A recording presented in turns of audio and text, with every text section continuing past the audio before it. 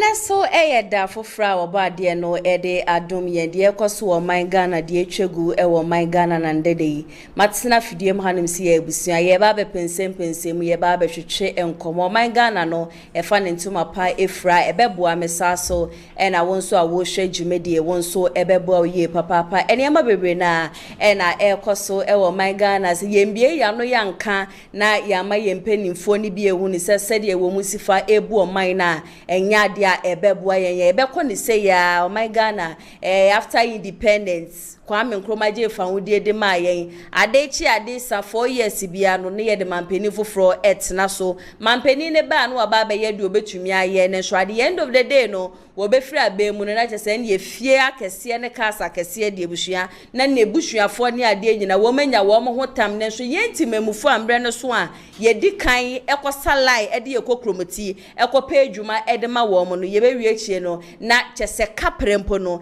yensa entumi enkai wo said the medical ya shase ne dia trust me say hit no ano beye dinye papa because 16 regions ni nyina no galamsey enso ya dia chese ekoso ukopie mo regions bi wo honom na wo ko hwese de galamsey illegal miners wo musifa ese yesuo say yensa ase ne buhia yanka ho asema enya dia ebebo sa so na asojafo bi so no wo mato wo mu ho achim rantie bi edufi wo mu amanipa ba akroso ahwere ne kwa ye bewura honum nyina no na ya twetwe enkomo saso na education minister Haruna Idris wode nsem bia babo nti wo so osisi ane de ye nuanom a wo mo senior high school no wono mo SHS2 no ade ba ko a wo ba be hwede aba be boa wo mso be mo mehwehwe akasa foforo kasa bi te se French, Spanish, German, Chinese ni ade nyina se de be ye wo mo wie senior high school no mbe so wo mo ko obi memu na wo mo ko sua de a kasa foforo no ebetimi aboa wo mo ye be hwe ni nyina hwe se asema Haruna Idusu o ka no yade ebetumi aboa Ghana fo anase entumi emwa Ghana fo sisi ane so de wote ho si social media no hwe bebi a befe bia entokwa bi a se epeja ni mu ankasa Temale teaching hospital mpenifo a wo mo honom ne nurse fo a wo mo honom eni o man Ghana so ye health minister menteme wasi bi a se akoso wo honom na metomebo a digest from the start baby a say this whole issue no sha se free ye need baby asabe ya me no ka say issue no aba be pie mu ye hu ni say ye man pani so is excellency John Dramani Mahama so wacheche pad amafo bona ba so say pad na wacheche no yade e betumi abo e san say ye nkrofo bi wo ho no momuntumi ntopad. And the funny thing is people are rather condemning your former presidents Nana Addo Dankwa Akufo-Addo say wanfa de papa bia ambre Ghana for nembom no John Dramani Mahama ba ye ne de wetumi aba be chepad ye be share compared free senior high school emfaso anipa bebre na enya and also pardon so eba ya mema ne ade nyina so wo nsa ka bi detu no why na obetumi aka say nipa we de me hwa wo Ghana for ho adwene pa wo students ho adwene pa ye betwehwe komani nyina e wo hanim say hana 80p so wo hanim si ya ebusua what the newspaper review nenso ebeba be somo ende mitinemu e de ama me ankasa me wofa danso edwuma ne de so ankasa nti emreduru say ya wo hu na eja wakọ no akọboabo nsem bebre na no na edwada obetena fidie hanim say obetimi e de aba be somo sende ne de di kan a wo share showdown jumedi amepacho ye de be somo na watwi bia Mondays, Wednesdays and Friday exactly 2 p.m. a live program intino ye bietumu edimo obi biara adwenhwe biara wo bia no utumi ede wodie efa comment section na say ede ma me emrebe ma metomebo na makenkan eye comment ebeba ni nyina so ede amam saso na nde enipa mienu ajeso wo beba be kamensa e wo fidiem hanim say na me no wo mo atwehwe enkomo eye eje brefo awo no eye 10k NUSC NDC communication team member saso na honorable Opare Enoch wono so eye NPP communication team member wo nyina no ebeba be kame ho e wo hanim say na chese de ekoso wo man man Ghana no ya discuss e ya fa sisi ane de ye woni say ye chief justice suspension no e ya de a ekoso esefata say ye chief justice ye suspend no anase mpono won be suspend na e wo so omutumi e de fa emra kwan so sa so e na ye be hwe de ekoso wo Temale Teaching Hospital and also ye be remu e wo CJ the suspension no MPP amanyoku e be ba no would they be allowed say whosoever ye man penny His Excellency John Dramani Mahama be elected so no embra me your man Ghana chief justice no MP before benya sa akwanya so mo be pam na na say wo mu any right no san koma nyina na busia yade a eba be koso wo fie hanim say me ametina dwam ede dwumedi ya so mo medin ne nana ya so me hwe so be subscribe to the channel wo subscribe area na say de medi kan ye no wo de wadwenhwe so afa comment section na say ede amame yenra yensem ni mu ye kode am Mamindi kan enfamo enko the issue sabe ya menemo ka say trend Temale Teaching Hospital ene ye health minister akando na the genesis of this whole saga ekoso a strike ni ade nyina no abemunum menam social media yi so ena me hu reports bi a amafo a wo mo Temale wo mo complain bitterly say Temale Teaching Hospital ukopie mu ewo honoma obi kra wo yare a yede na ba yare sabia honoma ewo sanka nurse ne a doctor fo wo mu honom no wo mo tiri wo mani no wo mo hwe nipa no wo mentumi anhwe nipa na ma nipa no ahwere ne nkwa. That report was circulating on social media busua na enya asem ketwa na no ena Temale Teaching Hospital mpenifo hu ye no wo si said the Musifa Ekeka nsemi ni ade enye se bia nipa yede ne ba ye ne ye ka se de bi ye nhwe no say ye need ama patients yede na ba hospital say ye tena honom sa se won hwere ne nkwa asem ne ntesa na nipa na nkasa mu no yede ne free hospital baby foforo ene de ne ba honom na wo mo de ne ba honom no wapie mu northern region dia na kyese intensive care unit no me patcho bed 4 pe na saa for na yenso no wo mo de ne ba ye at that time no na patients e wo hospital hono ma saa patients e wo hono nyina no na wo mo hwe wo mo into wo mo de ne ba ye no wo mo try wo mo possible best say wo mu betumi ahwe no but unfortunately nipa no ehwere ne nkwa na no so kra echi no kra no wo hye mochi a chese saa be kra de autopsy ni ade nyina ekoso a emrepa no wo mu betumi edi good autopsy report edi aba abontema Ghana fo nyina no etumi ehunti ne say de mo ka say patient ne yede ne ba ye ne yiye ni na ye hwe ya so wo nwu no asem no entesa na yenim say ye edu ye health minister so minister Akando for some time now uwo hono ma ube hwan se yes wo Bawumia hospital ha ube hwan se yes wo call hospital ha no say it is there onu so hu sa trending issue ya chese ekosu ena ndi anopa na Tuesday anopa wo tu fa no kopie mu Temale na okopie mu wo hono no wambo bi ankra wanto nkra nganjiro bi aso we bi a meba hospital ha no say for some time now there that is what he is doing and me ameti he there I am never going to condemn that act because I have been to several hospitals as negligence no me ameti he mehu pain and also meton safre ATP I should also share her experience with this whole thing when it comes to Akando say Bawumia hospital ha wo ko share niema so e wo honoma eno de mentina fidiem hanum say condemn it is a very good act. No kopie mu e wo honom no this is where the whole interesting thing no ebe mu okopie mu hospital honom ena wone a nurse for a doctor for CEO mpenifo e wo honom e twetwe nkomo na osi said na wo mu sifa na na kasa no ase wo mu pese wo mu tete wo mu hu edigu ne so bi obi so wo mu say mo urinary a e wo hanim say so obi pese wo ye ne hu ye ya washroom e wo hemfa no we ya kire ne say wo hanim say afi okopie mu ICU no menso no was a machine be na enye adwuma no o ma chen so machine na ye adwuma chese northern region ni nyina no the whole northern region on its own 4 pe na saa 4 no e na patients a eba honom no wo mo de hwa ni ntino na ye health minister na say ha ne kakra na no obebisa Dr. Valentine awonom ena ye head of the emergency Dr. Valentine sorry no ena ye head of the emergency and assistant ward into one no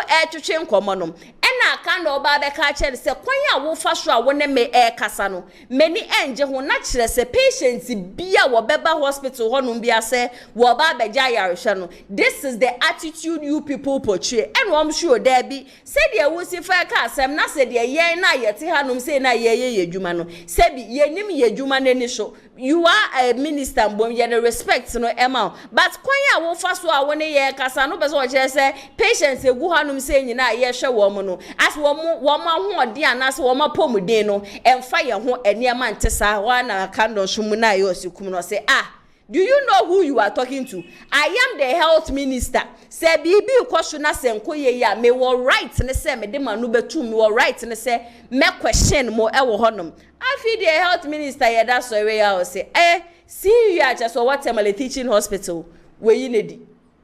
On to me emba meso so sa na ema ne so esan se emprepi no equipment biara wo mu hia bia se wo so wo mu di ye adwuma no wo mu provide sa equipment no e de ma wo mu. So when I sat down and I was thinking about it, I was like, okay, you know, adie ba ko a ye health minister echina so wo di yi see you nedi because kwan ya wo fa so a wo ne kasa ye no ohun ne se se de amafo report wa bonten se ubepie mo hospitals kra na doctor fo ne nurse fo mo ho nom no wo mo tete wo mo ho edigu patient so wo mo ntini wo mani emfa nhwe wo mo no ni nyina no eka ho bi ena ama ene o my Ghana no yaba bepie bebi a yaba bepie na enu echi no ena nurse fo ne doctor fo so say se wo si ye ya neglect mo de ende ye so ye call strike se wo si we see you ne de ende na ye so ye call strike se wontumi eba hospital na se wontumi mpe kwan pa so ni yen enkasa de a ende na ye so ye kwa ahomegye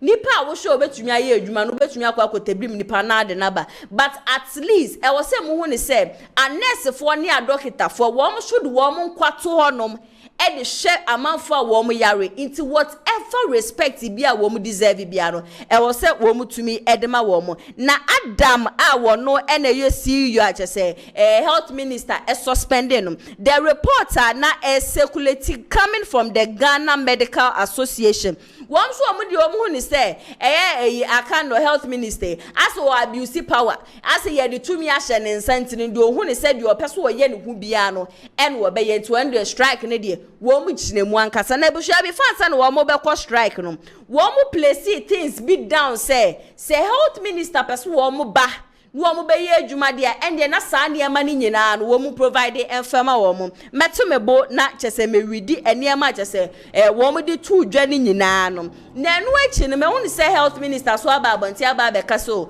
wo man Ghana ye na wo no de wo hwehwe nti obi a ne buefu obi a wodi ya oni ade obi afa na kodie ngu honom wo nko back to the hospital no wo nko ye adwuma asat enra Thursday na videos nso na circulate on social media na so from other media houses no patients are one ma ko hono man ko mo kwa akwaja yarese na so mo ko pie mu hono chese wo bie ni hono ya tutu bebie mu and this whole thing I think say Ghana Medical Association they are very united and they are mechanism because they feel it is an abuse of power into what they are expecting say your health minister be ye ne so obeba be pacho.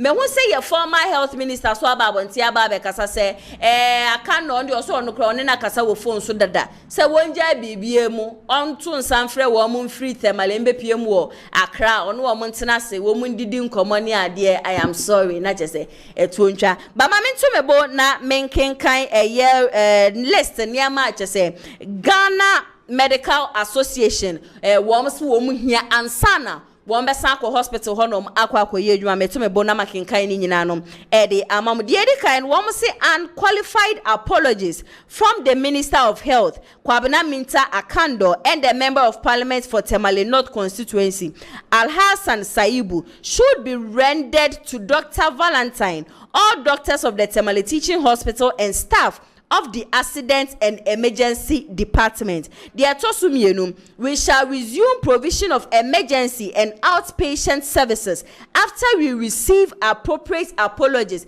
Chese womonje umbepa womo chowa chese pacho we de chire se wapa womo chow ye papa womo buatu womo yema enya dia chese strike no womo be calling it off. Dia tosumiensan the management of the hospital should ensure that the following are available in short term for us to work effectively. Woman listing here maybe a woman here, woman say, cause say woman benya sani man, woman ya dia woman management of the hospital, and shasa sani mani nyinano. Ye health minister will provide it, and san woman be kohonum say woman kwa ye juma woman kohonum. The other kind a constant flow of water through the taps for clinical work. Ensure the atosumienu a stable electricity supply in the hospital. The atosumiensa constant supply of oxygen. The atosonine provision of consumable items such as gloves, gauze, cotton, face mask, cannula, sutures, syringes, disinfectants, glucometer, stripes, and a plaster. Sanyama we nyina no health minister so be provide and send wo mbeko hospital wa akwaye adwuma wo mo akwaye constant supply of reagents to ensure continuous availability of essential laboratory tests within the hospital. 100 continuous vital signs monitoring devices for all high dependency units in the hospital. 4 ventilators at the accident and emergency department. 4 ventilators at the intensive care unit. 2 ventilators at the pediatric emergency ward. 2 ventilators at the neonatal intensive care unit.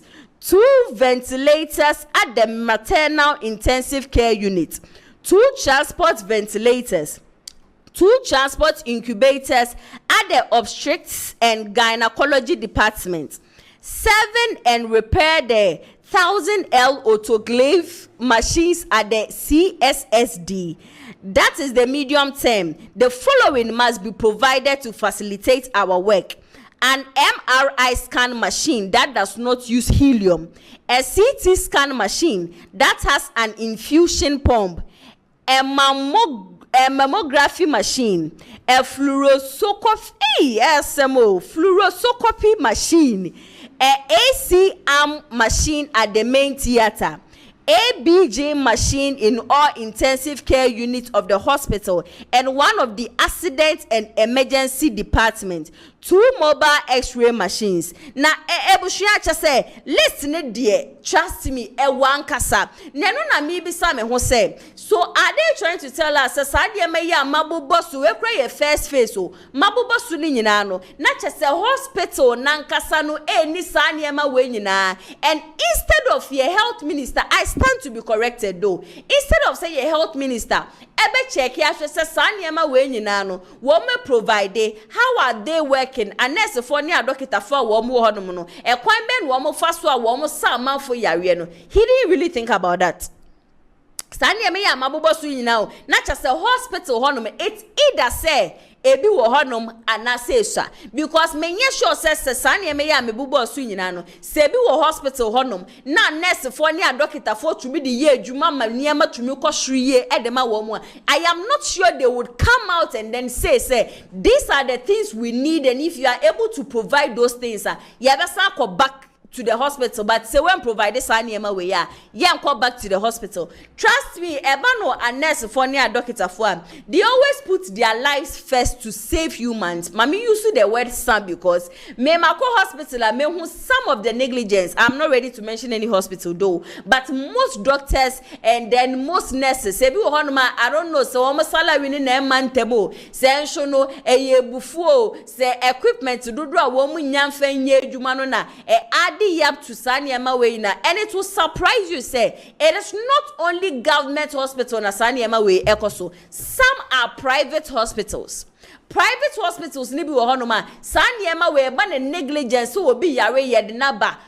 They do not care. And sometimes say we yare na wako hospital na ye bia doctor ni a wo be show no. I don't know if this doctor say womu ankasa womu scan baby e bia person ko twa scan na womu ankasa womu di omesi womu ankasa womu lab into the say hospital actual a scan ediama say be a corner scan. If you go to a different hospital and then you come, nurse ni na doctor ni no wo show na be catch you say, I told you to visit this place into kohonoma. If you go to a different place and then you come back, be catch you say, go to that hospital. Na corner scan na me pe e was a hospital no. I saw Kevin Taylor now o making series of allegations and no so complaining bitterly say and mama bi kura won nim ne da won de no oboa sa nipa na this same negligence no enam so ema mama no ahwere ne nkwa. I am not here to condemn what the nurses and some of the doctors are doing, but eto de bia hu moma yempe mu ne yenka no kra ne yem wo mu ne sem ekwan eto de bi so a wo so fa so treat patients no enye. And also you as the health minister, you need to check say saniema we ya wo mu hia nyina no we provided the amount, because if you haven't provided those things, you do not have any right say obeba hospital wa ba be condemn you bia. Imagine the whole northern region kakrake na ICU ye 4 pe na obi aba na sa 4 pe na eye no patient eda so a nipa na mode na eba no ehimfa no wo kwa akoda yentina sina yembisa ye hu ehimfa na sa nipa no wo kwa akoda. Sometimes when it comes to your position, I know some people abuse it. Ebi esi wa Ashanti region no kwa de na ejafo wo no mudum jei ye Ashanti regional minister ebra eja eto blue light hono ma regional minister be piem wo hono ma na one edum jafo mpenifo e kasa se na de na baby hyiamafo ne emehye na mumma mo ho ye ha na munko na munkodum no. And the whole place fire service I learned to say yes wo mtemos wo mudi dum ja no eye mienu nti say eja to ha na eja to baby fufuro na eja to baby fufura yembi say ye ho say himfa no wo mo kwa faka himfa no wo mo kwa nsuo. And most times the crowd wo mo betumi aba be piem wo honom a na car wo mo de ba ye no nsuo wo mo ye kakra bi. Say yempeni force they are trying to fix the country. Yempeni force they are resetting things. They need to check all these things rather than being in a hurry to sack someone. Pamna will be pamena. It is not going to change what is going on there. If you are able to provide the things they need, we're providing yama woman here, the ama woman. What check is a baby okay. Not the end of the day, who PM or honum, not the patients or honum, not woman patients, a case anyhow, woman tries to mobile patients. Then you have the right so be pamobia be pameno. But se won provide yama from my hospital. Nasa what nasa empono. Mimi we asia me be frankly speaking ebusia ade ba ku am chiri se nipa bebre wo hono na beka menim nipa bebre wo hono na beka menim. I don't like that. It ask the leader no de nanka ye fe nanka wo so wo ye ne say oh what on sa dia friend CEO what on sa e dia friend penny for, why is this thing not working? Ade na enye adwuma no why no wa bo na mane obo na mane na den na akwa kosi mo put things in place eno sa no nipa ni nim say Oba ye no na ba be di nkomo whatever thing be an say solution biara wo person dey support nipa no obetimi dey support nipa no. But in front media houses se twa ho no nyina ehia nurses nketo e wo na wo mo ye wo mo clinicals ina no at ho no nyina or you are trying to prove a point say oh health minister maba me ba ye no me ye adwuma nkasa. No, this is not how the health minister when nya kwan ya fa so a ye di ye adwuma. So for that I would say, and I know very well he has regretted, because when they can provide some of the things a one list me bobo su nyina no we provide e dia ma wo mutine ye guso wa twen mu a ye hwe se whatever thing biara je se e course so e wo honom no wo mu betimi ahwe, because patients are still lying there in the hospital. E was say ya nurse for ni a doctor for wo mutumi ko na wo mo ko hwe wo mama ATP akwa ba ATP na ya sewa mi bia boko yesu adom now so oba de another room me so when it comes to this whole incident koso what Tamale Teaching Hospital I know say I think somewhere last month na ofre me Sunday bia na the same incident say wako hospital and nurse for ne doctor for wo mayi mobile ko de ahye mo nso mo enfie ma at the end of the day you transfer patients e kwa din bedu kolebu no and confanoche no in less than 3 hours and I just say this whole issue I echo then I'll be nana mama ye tie phone ya hwefo ye tie phone na akwa ba na se ba no DC o ye temalia to me no mama di kan call health minister oni krenya men kasa wo kasa ye no ye pani ni kwan se wo timi kasa sa even kro no be inspection na wie no wa church ne me bi so busa wo na wo do wo makwa akotena ba bi na se kasa bi wo ho no ma watimi ne wo makasa but opesa wo kire se wo ne bossu wo na JD ye mayi wo se bla na babaye health minister opesa Ghana fo nyina hu a enye sa kwan ne so na se wo ye ne se na de besi bia ye bibia nsi a mo kan bibia nka papa nje trede Klani ni bebe chemi mi asantini ani asewa o se sanka we ye nsi anka ekopie mo ne ma o mabobo se bia no mo lake sa ne ma ni nyina sanka ansi na komo anka ba bonte be ka sanka mo hia sa na akade we ya ka menya sure sanka aban ne be fi o mu sese emmom de but enye sese no ho ahokeka o ma sha se o mo de sa de we nyina ntene no de bibia hapena bibia happen sa keke enti dia happen na ye pan ye but ye bad doctors ne nurses na me woni say no nursing training no na say tertiary no I say free senior high school obi ama ne bag so na me ko school obi a wanya F9 chains no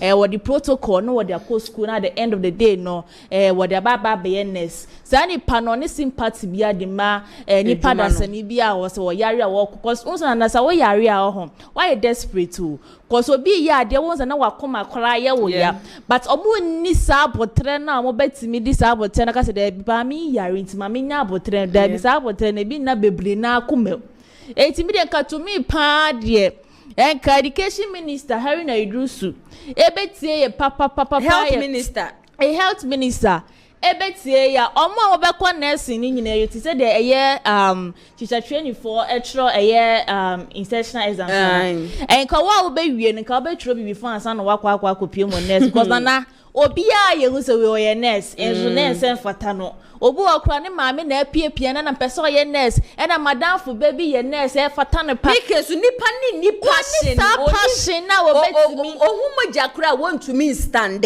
but say obi e ko nursing ye bia nso say na me so ma me fa me hu ko wura mu bi what I say because dem de mani hu na me nko hospital nko hu se bibi se yesi but me ko hu ya me re ho papa se won hu se wo de hye da honom na oxygen esi ni so because them maintain me won se bi e ba enti no me ko tu oxygen na free ni so na se wo nurse na so ye doctor ni no abadaye wo yem na sa abadaye ni wo yem enti no nurses for ni doctors for bebre na wo hase ana me den ka to me kran ke you medical me nkan me ne ha me because omuni adwuma and American oh say a papa for no mo ye for mo adwuma o emmom a papa for bebre na akoma ne do mo ye mo betima ye adwuma ne tifie and na chobe for no and ye tima fa wo ma ye do mo ye adwuma wo kroma say o my Ghana da bia me kase say ye kase ye tena say ya na ye be kona ma ye na council mu nyina be beto sa states are wo the same thing e be ko enti mesrada say ye penny for ye omo form na isi form na ne me bu ho no ma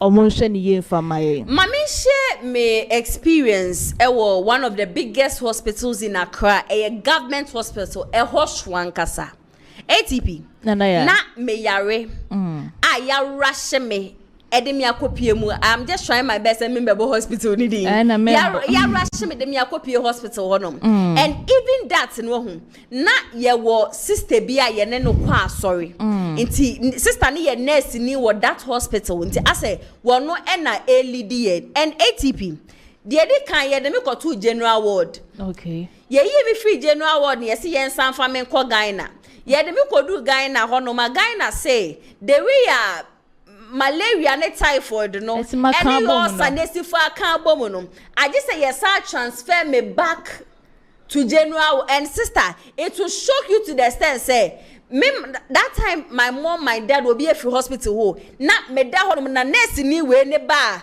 was there be ya le dia was ye do ko ha na sister ye do ko piem wo ho no ma was there be e was ye do ko ha na asa obi a we yare no sister say ye do free ha ni ye do ko ho no ma and you know the surprising thing ebra me koda Ghana na yes expect say gynecologist beba behwe me o se me nkotwa scan no hospital ne scan center wo honum eye 2 na 2 no enkrofo eda honum a wo musu twa scan na mete honum no me sister that time we are also patients you understand what want to mean tenase what want to mean jina honum inti I was say woda honum and I was crying me just say me soon because I thought say me wu anesa thinking say anka amaf nurses ne doctors say wo honum no ebe show concern na ja wo ma rush etumi save nipa life sister me ma me ne papa ye no so de mun san fa me ba ne nkoto ward and doctor ni no hwe me no wo ba ye no o say yen kwa bonte ni yen kotwa scan ono ne hospital en wo de ye koye ono ne hospital o en wo de ye koye na sister say be ye mpo a wo kotwa scan na wie mpo no doctor ni mpo be ba be hyew no eye bo achi bidin eno ti na make kasa na me kan sem bi say de ekoso no somehow no I would applaud the health minister say of visiting these various hospitals without their knowledge but mesre ni so say wo kopiem wo honom na say bibi ekoso na say enkoye ya e wo say wo hye kwan a wo be fa so a wo be si fa address ne yema yen kopiem wo hospital enko kasa na woni me angasa ye ntisa na woni patient ekasa na media houses e twa hodum nyina ehie ntino wo se me we do not do it like that sisi ano Temale teaching hospital and nurse and a doctor form co strike. One see media house be a BPM or honoma a deep fake report a quab until say will buy a no cassa anyhow. No one more sounds the same platform so now one more apologize to Yen na a son say yen nurse for near doctor for a year you was our hospital. You have placed our life in danger. Obi we are until Becca say, oh, Sanko for a woman that one was at the end of the day or patients cry ever to hospital cry move to me.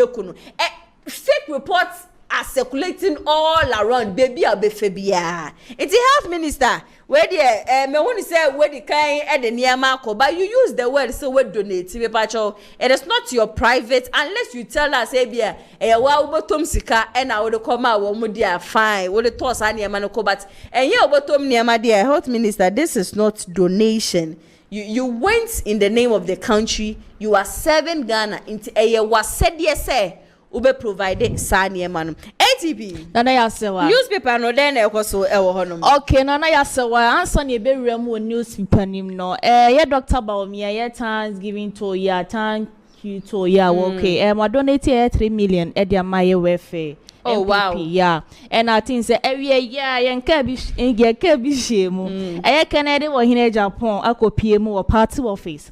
Disika 10 billion di akwa party ni so mo san fan rise MPP amanu kwenti ye mo Canada wo hine Japan abaso. Honorable Kennedy. So why papa ye nyina akra at the end of the day na mafu bi wo hokra wo mu hu. On first kembre ye ni yendi.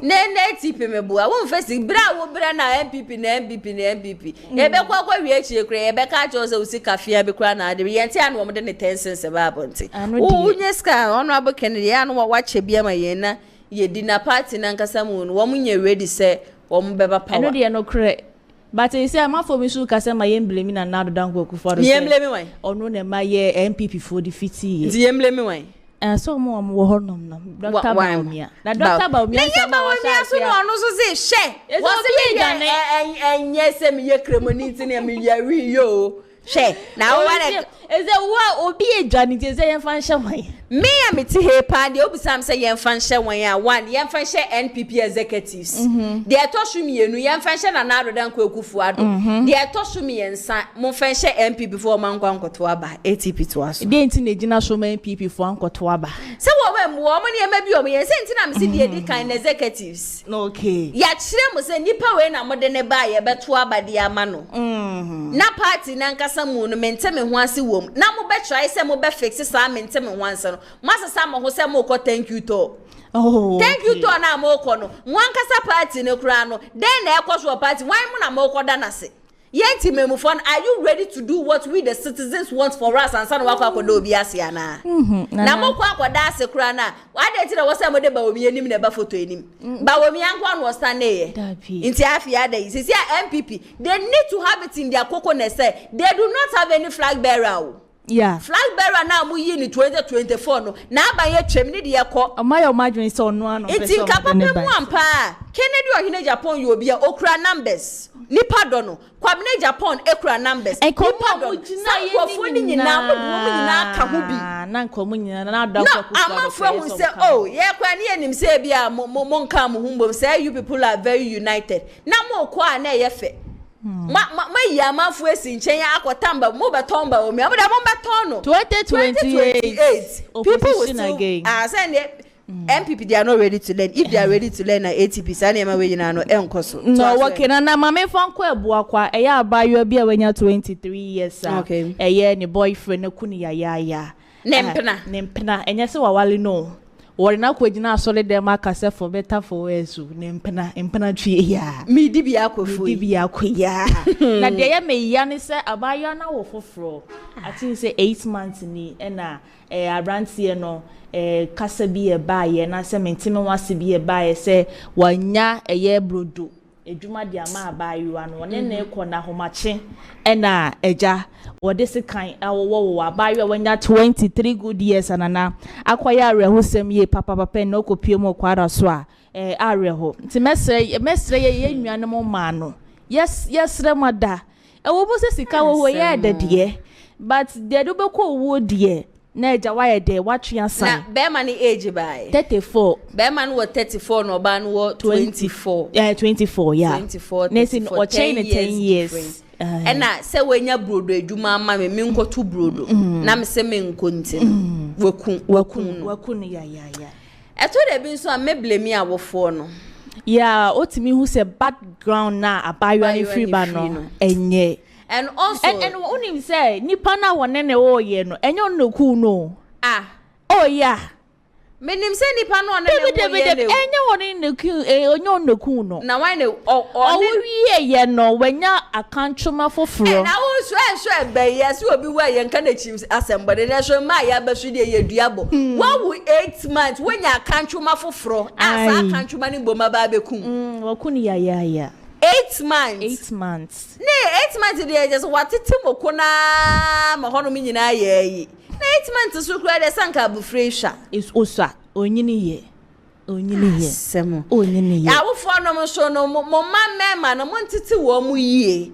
Very necessary and very important too. Wo bi wo hono ma abofra ni so no wo di nsem no o se me be kra de me yese ya ne bubefu. Wo bi be kra se kai pa di be probi. O se me be de me gise kan free ni nsem a wo besu. Na abofra ne de ne santete ye bone ajasa wofo ni bi di ma o ma na wo manyi no ma ba be da ne nasese satia pansan Ghana baby a be ma bi a be fa ne bia wofo hia mema 5 emu 4 ye narcissist wo mo be buweku ma so mo fa mema na mo nhwem nyeske bia ne yedi ye bia ya kasa ho so still my man bi so hono ma be ma bo omo ana e omo de no so obu wia no akrokro mo na chimayo de kada ko de se ka be wo era wa obe hu na ma me fa ko nyina hini na wo piemo nyina nso a na se eye soldiers for bi enrada na yie ekoso wo eye kurom ho no ma yatin se abrantie bi na wafiri mu na bra se wa won de wi a youth ni esimitia youth abrantie bi wana sa abayo bi wo a ye youth de wi a yesimi e carry ye ho wa ye na se na bra mo ko na mo se eye soldiers for ka ba ko etwema eye mrantie a mudi eye efunu na chi a bokwa akosie no no mo nso so ehye soldiers for atari na bra soldiers for ni hu no so wote an omo se adenti na omo hye eya soldiers for atari a omo nye soldiers for nipa for ni de omo dwane ye na omo dwane akono na eja omo shoot ya ekoka ba akoma ba ako efrim na nipa miensa so eda ye hospitals na ya sewa oja yaresa ewo hono na ya na mi pese mi busa se eya sa soldiers for atari no police for atari next ya no munya free he who say ebi wo hono ma ebi ye material sisi ano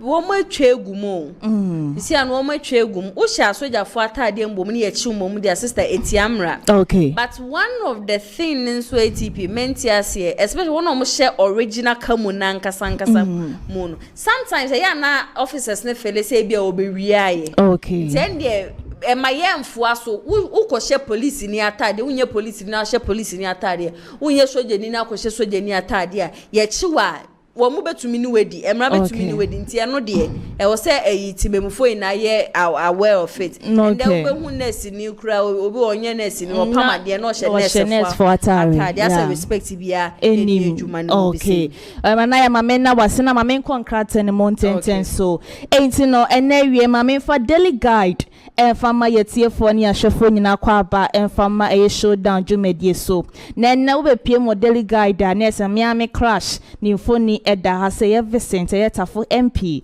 ni mfoni eda ha say Chief Justice suspension ye man penny JDM ede amano no na wo ka say saade asase me de nya onya de obeti ase ne no wate ase achina enti no wotebira asem ne de akwa kopie mu wo ko na ye man penny JDM say suspension kra no de ama ye maame na yesa o man ye n'adwuma na omkosoa na omhwehwehwe ne nnwuma se wo ye nim na se omu wie na se wodifo a na so bepam na ye hu se yampa se waye de wapam ba wa man suspension a wakofo ni pafoforo so on nembe act ne de na se kire se wapam ya enti no de wotebra asem no de akwa kopie mu wo court na wokọ kratafa etoso ensia so a na se ensema asema na ye ka kopie mu nyanyine honom na soja force amakotutu ama nipa ba akwa free mu ana afenso nipa miensa so da hospital ejo mayaresa no ene okopie mo daily guide wo monso de ebaye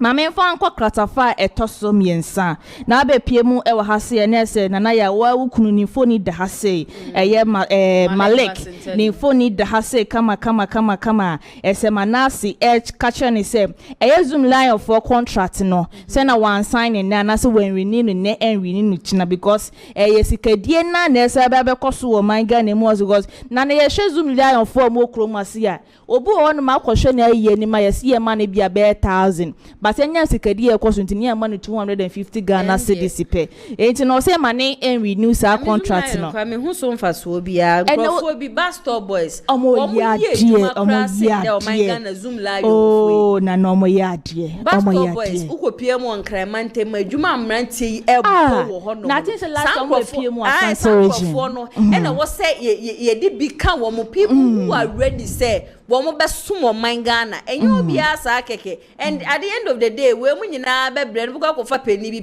adwen papa bia ni tirimu wo hu na nipa na wo bre ye adwuma na wo san ko mutua sa nipa ne ka no wo mu nye at the end of the month say na wo ka 200 300 no dia show nipa ne sa no no mbom na wo mbre nye hwe se wo ye boss na sika kese ni na woru no ogidi na FIC for na ka se Magdan abrante se so mo hu ni se wo ye money laundry see and my freezing account and I think so akonta mine no me papa chama won't me ono so na account no almost so my freezing no mo hwehwe ni sikasem kakra de amai na ye kam yakwaya se o man Ghana mo ase ama koke won sensem na ya agentrede wo man Ghana mo ase na ye napkofo na CZ 73 koke na efiti free napdalin ba o man Ghana mo ase ntene enye easy o Ghana enye easy enti na ukopie mu ye daily guide na se ensema ena no pay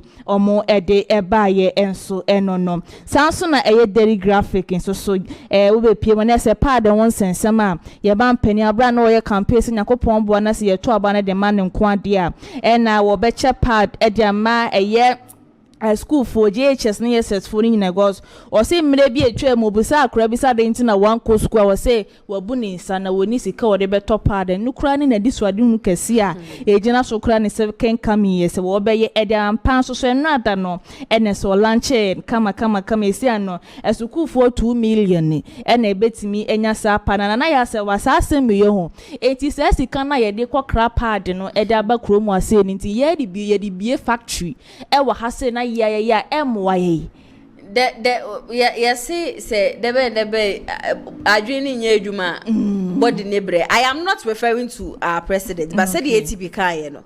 Adwini nye adwuma body nebre. We are in a country people have the talents. I able to me as sponsor womo.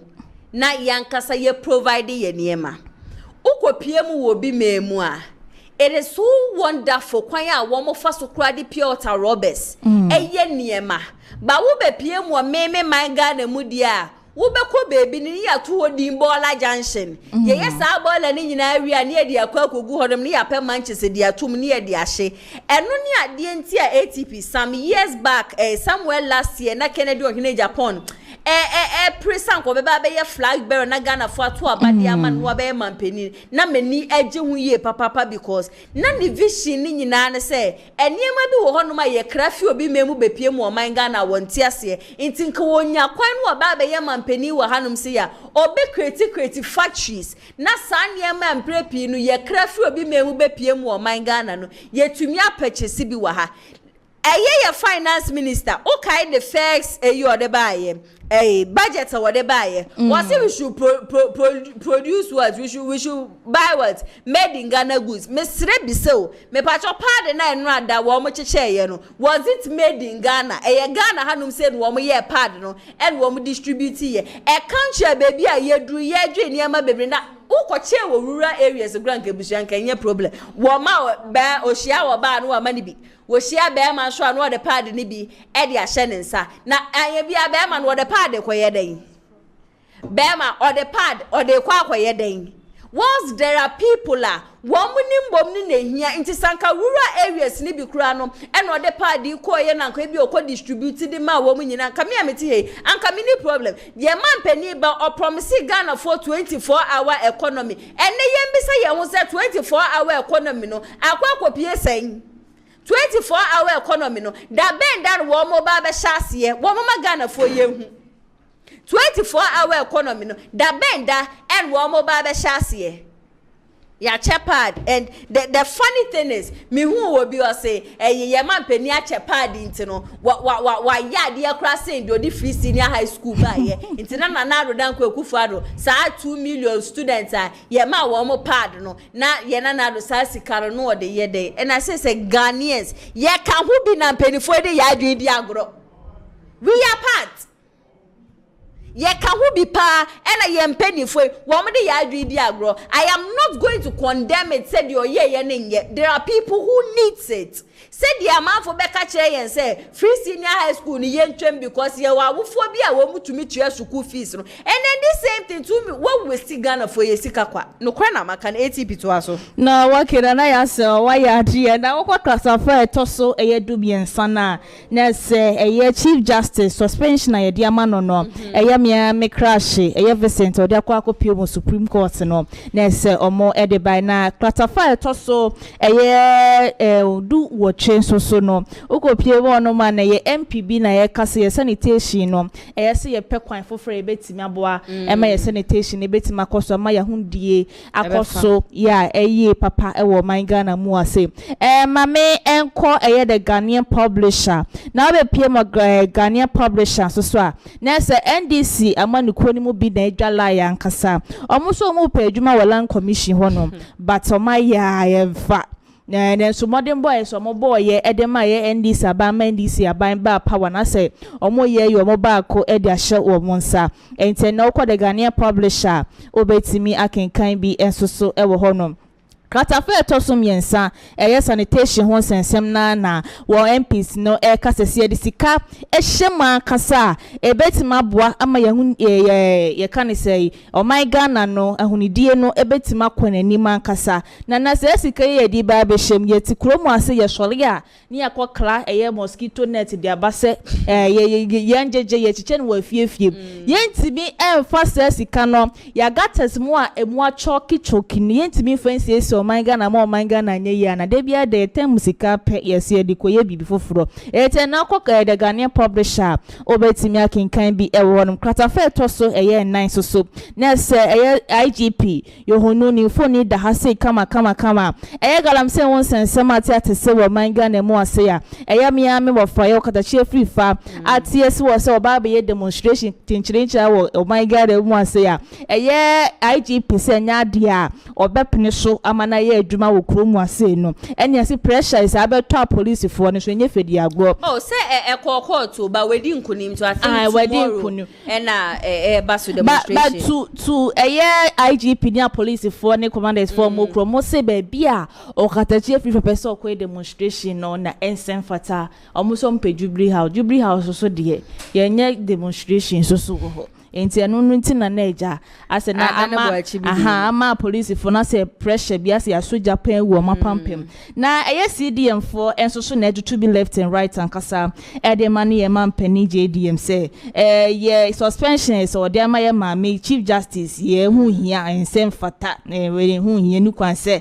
eja o ma ye maame ne suspension sa maame kwa the Ghanaian Times obe pie mo Ghanaian Times so a kratafe to so dumienu no na is a world malaria day na ekoso e wo my Ghana mo na professor Benka ni foni da hase kama wo kase de beboa ama malaria etu atese e wo my Ghana mo se disika ankasa ebehjem ama bibia timi atoso ya kade bebre na wo hon ma ye behia no my Ghana mo se nu betima boa ama malaria timi etu ase ankasa e wo my Ghana mo se na obakata fe toso enan ni so ne se Zoom lion for ya ena omoda ha se ya se omo se ka ye mampani JDM se aban dada no omodo omoka 1.2 billion enti obesere omada so omo betwa no omode de ombeye eda bo my Ghana fa ntoma pefra bia no omo bekoso no maye sanso na okwa kratafe to so du 9 ni so na se mampani JDM ni foni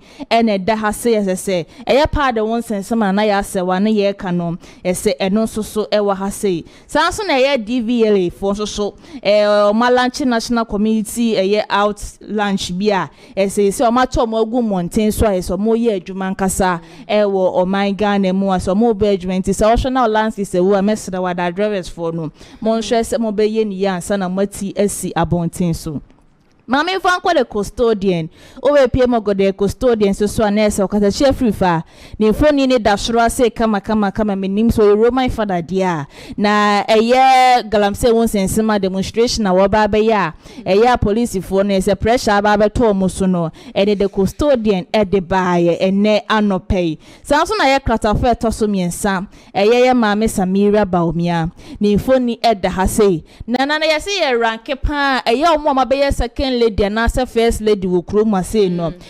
Mama Samira and now born a homeworking papa ye left and right and baby piano. What made it no what she share ma black one new crew campaign or in who shame Emma be successful into no more bo na pastor research abano no say were born homeworking the man people manu kunu papa enye fediagro. Sansuna ye GJ ablaste ye OSP onto ne mame as a time no ko wa ankwa ma say me dey me so na me ko na GJ ablaste ne say the kwanya wo foso ne nsentropho bi ne ma bi nani enje ho to won hwe na wonyai saade no enso so na CDM for enso na kasa wa hase na obepie mu hase ya chief justice ni foni eda hase na afeso omo hwehwe chief justice ni fo ni nsem nim no omo so foni eda hase na chief justice CDM for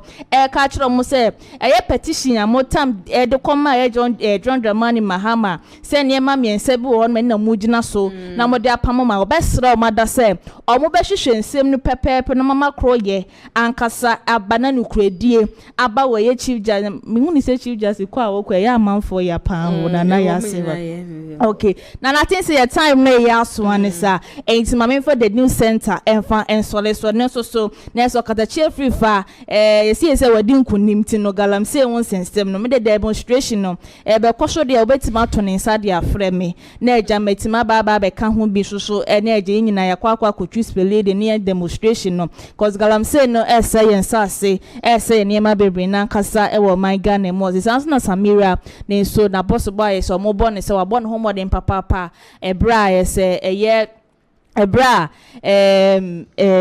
obeye second lady no na se wabon homoden de ama MPP amanukunta boss body ebu wo hono ma se yetimi de boa MPP amanuku no ankasada na yasewa.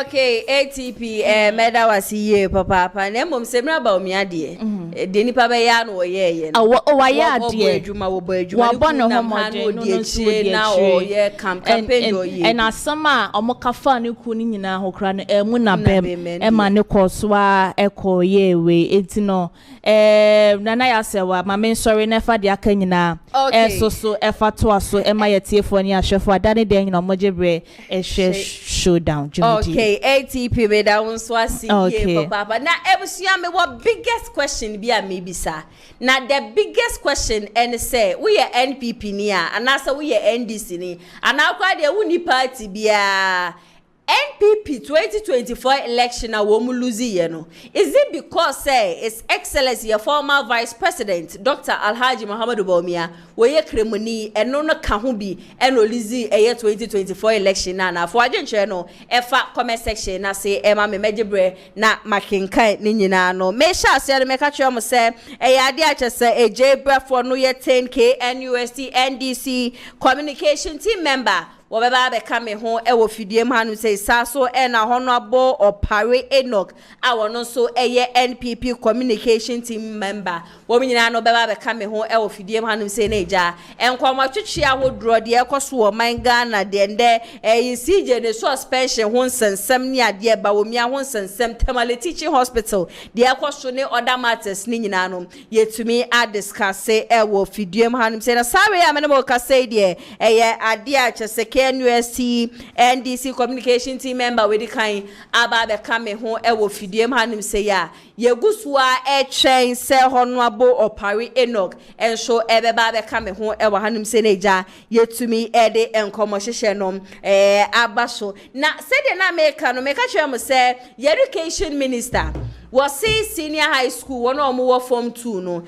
what try and check ran ye be wan say what the major foreign language aba be ka ho it is senior kakane no wo musua French nkwan sisi ane de Spanish German and Chinese ni nyina no eba be ka ho na the student bia no wo share subjects be 7 to 8 na the end of the day no kura wo share de awie mpo no wo wie senior high school be Senko University ni say be yo benye adwuma ye mpo na busua na adane boachi bi edi mama me nua be ma kwa bashonko emfem bra fidiem ha bibia bokode nyame adome nso me ho ye papa where the 3 months in position muji mani angaza say sisi ano Ghana for ehunu emfasodia na e woso say omokoto aba edi aba papa na obe yin free amane nim enya aba papa abade na aba papa abai na mo chepadi mu e man be mani ade nyine aha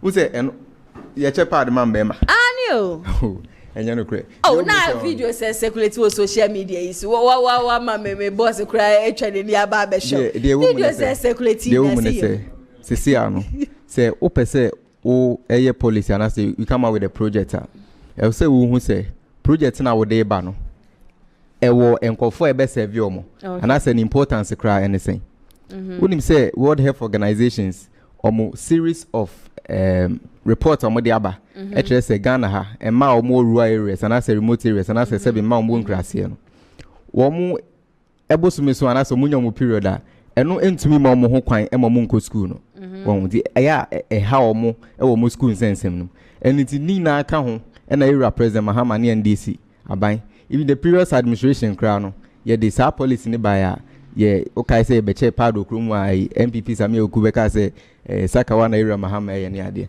enti we no wo mo a part central part initiative ne be bo wo mo ne de wo mo te ase What you say?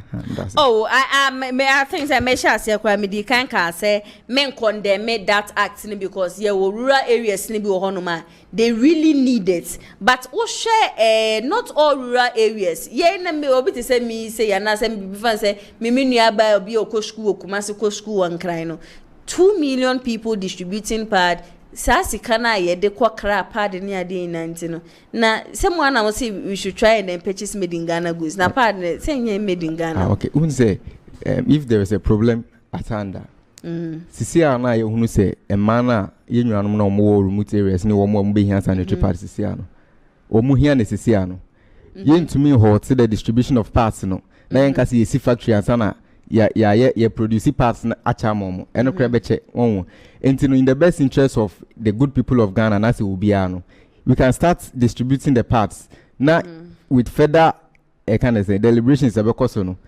maybe say betumi esi factory a betumi am produce parts na see NDC big push agenda ya and as a policy ya be launching be provide initiative ya betumi SCC factories bebre I betumi dey produce made in Ghana goods no enti we so e kan ho I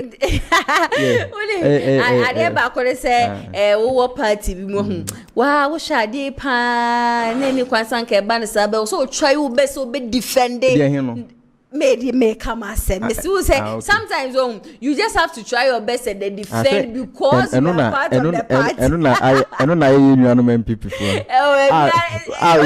obi kotena TV so obi kotena TV so ka say okotena won to me TV e ka say ma o mo Ghana nyina enko antenna ho no mo fa Ibrahim Mahama nko na o mo ko sopa no sa won to me TV ho na ho na chama won to me ankasa etena ho e ka say ye vice president or tisu sisi ano or ye baifo what I say nti e no de obi antumi akotena ba bi ankasa ye calling it to order say what disrespecting man as bibisa but obi asen akotena ho aka say ye fa Ibrahim Mahama enko e kan say antenna ho na enko sopa because say we remove chief justice no you know certain things so we people communicate and ka say ko defend dia e be dia amount dey can meet say if you our party no dey o ye na sheda enjoy so na dan e sikona ko defend mati dey o che na sepa na share before we go to our main topics for today no education minister a new policy or they ba say wo be Spanish ne Chinese ne German kasa ina wo ye schools mu no then na we ka fa. Okay, one of the best initiatives aban bi ade aba na education ministry bi ade aba because as wo share official languages na you use wo wiase we mu kra na you can never go away like you can never go without say obey Spanish any sa languages no bobo no ewo mu it may be say ko baby inti na say see and as a French ya beka one of the most important languages in Ghana you know as time goes on no Spanish ni sa languages no the kan on ever be boy with communications no. Okay, so to you you but say additional so complicated mama. Yes, with policies there is no way Obeka say while implementing policy you are going to achieve 100%. What I say after so be implementing policy no. Now when we say these are the pitfalls and I say challenges at the buy now what sign I should now what say for it's a policy there it's a continuous process. Me mbomni there or cast what shall say from senior high school too. Many dear coming quadia anka enye from basic okay. Because baby a medri number SHS2 if you answer me besua abede afege it was Spanish mu na beden kra na kamitiri mu and how many years do I even have the syllabus and so topics a woman so does into many there. I'm not going to condemn it, but Uncle Shasia free basic nimboma bebua. Tisa said ye the French etete ye yente shame kwanim shame kwadie je mapel na na ya say one kwadie busua trust me say enya de betumi free mitiri mu da na se koma sava and what ya was a Sabbath BMC. Well, ya no ye fiti ye nkola breme no na aka mitiri mu a na sabre wo be kire me chan hu shi hu ya. The reason that maybe the French started from basic and say countries are francophone countries. It's in there and who be here Senenka who PF Ghana, who PF who see border and so on when you be able to communicate. But with the Spanish and other languages, you know, and no wouldn't be language I would say by force I would say who be a woman be and for communication purposes. Okay, and your topics anymore. CJ suspension, rule of law must be respected in removal process. Ghana Bar Association. And then I'll be carry affair no. Edi kan meda wasida mechia wetie fonyina. Na masan de inchia so nkwa ma President John Dramani Mahama. Ene mi ame boss honorable and we said that no parliamentary candidate for Forikuma. Okay. Sisi ano. Nyame adom obetumi abe MC for Forikuma. Na mensan en kasa me vice president e wo think university. Oh wow. Me friend chia so nkoma me president, me executives ne me members nyina. With the issue of Ghana Bar Association, no comment on my Chief Justice removal no. I think it's perfect. Okay. Because Meridi omolete no. And then omolete ni na it's focused on say President Mahama enshena onye like on respective rule of law no. And as I'm running the boom no. On share super pepe now on finding the process no. And that's what President Mahama has done. And you know I commend President Mahama on say or share process and so now or the remove Chief Justice, you know. It's the Ghana Bar Association comment and answer how they see the process in there. I don't think say BBI was say you're discussing baby on. Okay. No, if you say we shouldn't discuss too much about it, what I have learned so far, I mean, I am not a lawyer, I mean, call law school, but this whole Chief Justice issue by mediate several times. Nipa miensa. And a petition say near maybe air coswa, Sanya mana air cosono, in chat ye. And until one must say your man penny say, one shemu. But some man penny air should share Chief Justice, Musamiti he. Now, may you may row be about your reporter man say, may ye may be a entry ye. May you may read what the right so be your investigation on me. But so be your investigation on me. Nasa Wakachem say, Nuntino, wage naso edia suspend me. Men kwana min ko tenafie na yen hwehwemu a you it looks as if wo pame me prekope because ade kra ye ka che say maye you do not have an evidence say you no press there is evidence. Okay, so where is the evidence to it? Okay, and so before you bit me remove Chief Justice no your constitution article 146 okay into one no say article 146 no say before say bit me remove Chief Justice no I will say president no receive petitions. Now petitions no we should have be a friend say they should have a prima facie case. Say bia nana ya say wa wote SCA na obi the petition abre boss say nana ya say wa oye Nigerian president. Akofa amai ni sika na Nigeria sika bia enye senka wofa.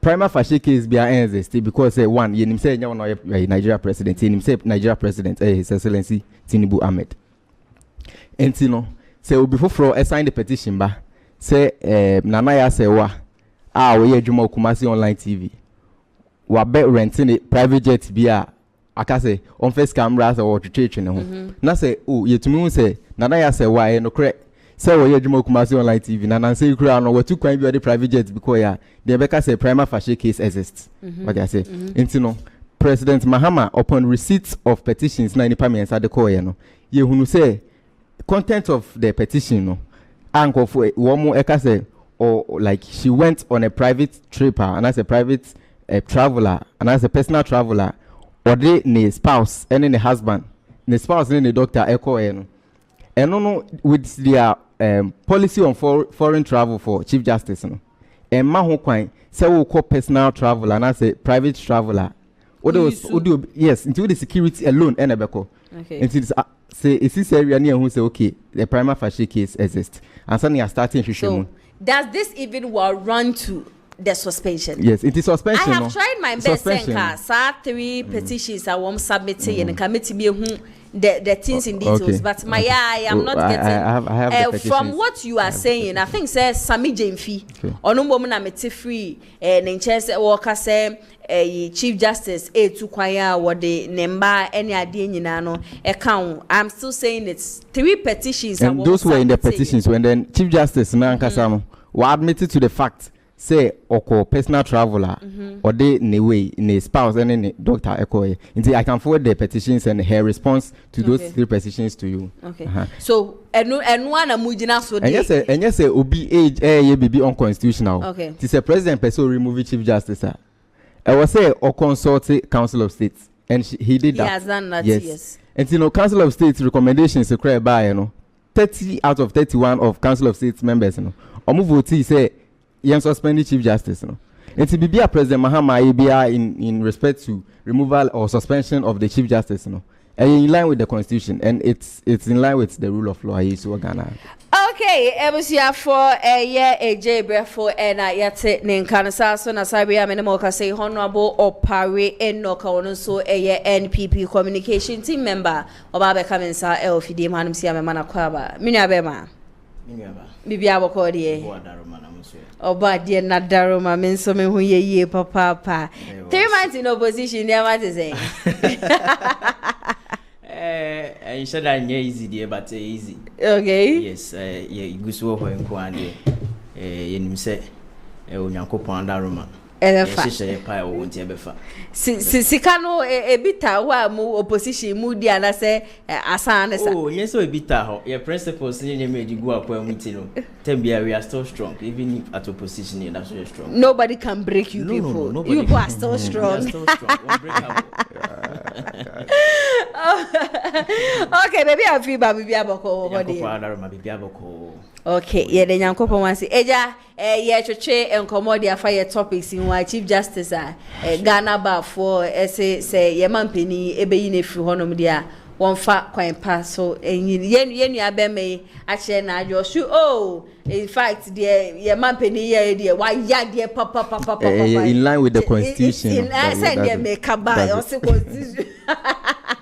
constitution na buleja we ma wo dia suspending to no dia body bia de ho wo foa ne so na won so be ka den na afa ho me nua ba di kan me kasa na ma me fa akonya so na me chia honorable lawyer Kwabena Boateng member of parliament the Adwoso constituency on the Adwoso constituency party executives and the party manina especially Ochikrom Kokobra electoral area almost 80 pa okay na Ohwese de says ye no NDC for baba mu no they were metaka say when they were coming into office na omu use electoral process constitutional means na ye de ma omo akwanya so family rule Ghana na aso mo baba mu no ye so mu in wie no they are ruling the nation on constitutional come here say I say soja ban bi na sesi wo mo by the mrana echechiro man mo baba mu kra no emra kwan so na mo fa so bae na ma ba beduru na say afei mu ye madwuma se de sa anka me susu ye sen ka mo fa mra kwan so na kan san fa nya adwuma na afei de ka me akoyese mo na mu bu no ase buga enya din bi ase takashibi na jakpa fa ha no ewura ha se jakpa kro bondi ni wan hwe ya e ba be froze ya I mean 5 minutes check price say me nua be ma se me awo kan ya abeye Ghana ha nyina asem asese we for chief justice ya suspending me nua ba se ubisa pa se petitions ya wo mo de ba ya kire se sa petition ye nyina so na ebi kura suggest say ye fa remove chief justice a strategy. Okay. I see this as a political retreat. It's an assault to the judicial independence of this country. Say, ohwe petitions amu ekram amode aba. Sa petitions in mahu kwai. Say, ultimately suspending the chief justice. Even with mu petitions ne ekram sisi ano. Mu ni hu kwai say mu suspending the chief justice. It's unconstitutional. Say the yenu anu NDC for ye no. Kamia koye say heads of states, you know, and I say leaders of the various arms of government, and I know best almost a son keke. Asa nye bibia. So ohwe yenua be maya modena be reacting chief justice. Yenya de ne ba Supreme Court. President Kufo, right? Oyawe, President Kufo nya de ne ba. This is telling us how much the MPP respect the democracy of the country. Eti yenye this new chief justice actano aba. Eti gene say chief justice no and as Supreme Court no should be on political basis. No. Say yetna sene yenhwe han na yanka ho asem. Ni ye din tena ho a o man Ghana wan hwe a a back rule of law na nim no enya no na di be ya adwuma o man nim. Okay. It has very negative implications on us if you do not find a way to curb or stop these activities of the NDC. Me nua wan hwe ya ye nua no mabu no mo so ba wo mo so esua amanyo se man think say wa ban ba power de opebia no ubetumi aye patente sa emra wo ho e de mra na chichiri bibi biara untimi mfa wo pe embe ya bibia wo man nim simple chief justice no so betimi suspend the chief justice and I say removal of the chief justice betimi akoso article 146 of the Constitution 1992 clause 6 how procedures you should take through to remove a chief justice, to suspend a chief justice. Suspension of the chief justice will be so almost say a damn pound na chief justice ya yentia mo suspending na what kind the reason is the reason is the family before so suspend chief justice no you are not supposed to get the information known to the public, right? Until after suspension no the petition is out and then we have had a response or each of the petitions, and the wajia to me say, oh, this is what the petitioner is saying, and I did this, but me any say. Into the mrama ho kwai, see engineer so na yemfa and suspended no. Into me and Ekasano sign can say, who say we need a political witch hunt, and I say Chief Justice is removing some it is motivated by some political influence. You see. The beauty of democracy is how you treat the minority. Okay. You see, our say President Kufuor and the current Chief Justice, Justice Paul Bafuboni Eba, can say Supreme Court. Senka, you because yeah, boy and call for an answer, offend this from Kwa. I can funny because President Kufuor and buy. And you know, the decisions now say the course we were minding with regards to Chief Justice suspension replacement. And you're politically motivated. Say NDC by 1992 constitutional led by late President Rawlings at the buy yede emra about my mu say yen fam bu man na obeka say besan etwa ye ho abu mra no so no unse wo kasa ye ntwa ye na wo de fa ne say yen fa ne say de ono kan no no kre say Chief Justice removal no politically motivated na de timemufo e ka fa won so ne say ntu hwe global info analytics post omo ye nyina na e kire say majority of Ghanaians FWASO say suspending Chief Justice. What I say? It's never true that some majority of Ghanaians FWASO say suspending Chief Justice. The majority of Ghanaians have no idea about what is going on. If you had used the minority who are so learned, I think I would agree with that. But Chief Justice, they don't even know what is happening. Okay. But what a lot of people are putting in mind is say. A research in India no more. Or my buy na aba. Okay. And therefore, young research heads of various agencies of the country. No, yes, so heads that no. You know, I already see what me can say. Tamale Teaching Hospital. Okay. So, Osha, and yema ekosu wo nyina no. A strategy. Yeah, faso die leaders said that anu ni nyina firi. But me aba say ye na sa. Na se na ban we ba power. Obaye workers say wo na say penifo e the agencies bia no wa be clear omu nyina afiro another government aba wa be clear omu nyina afiro ye nya professional people to run administrations of the agencies e be on political interference political loyalist bi ya ba ma ye fani si an ye sort no ya e ba sa ye youth in e I've been always saying that beyond politics there's a nation to build. We should not forget that as youth.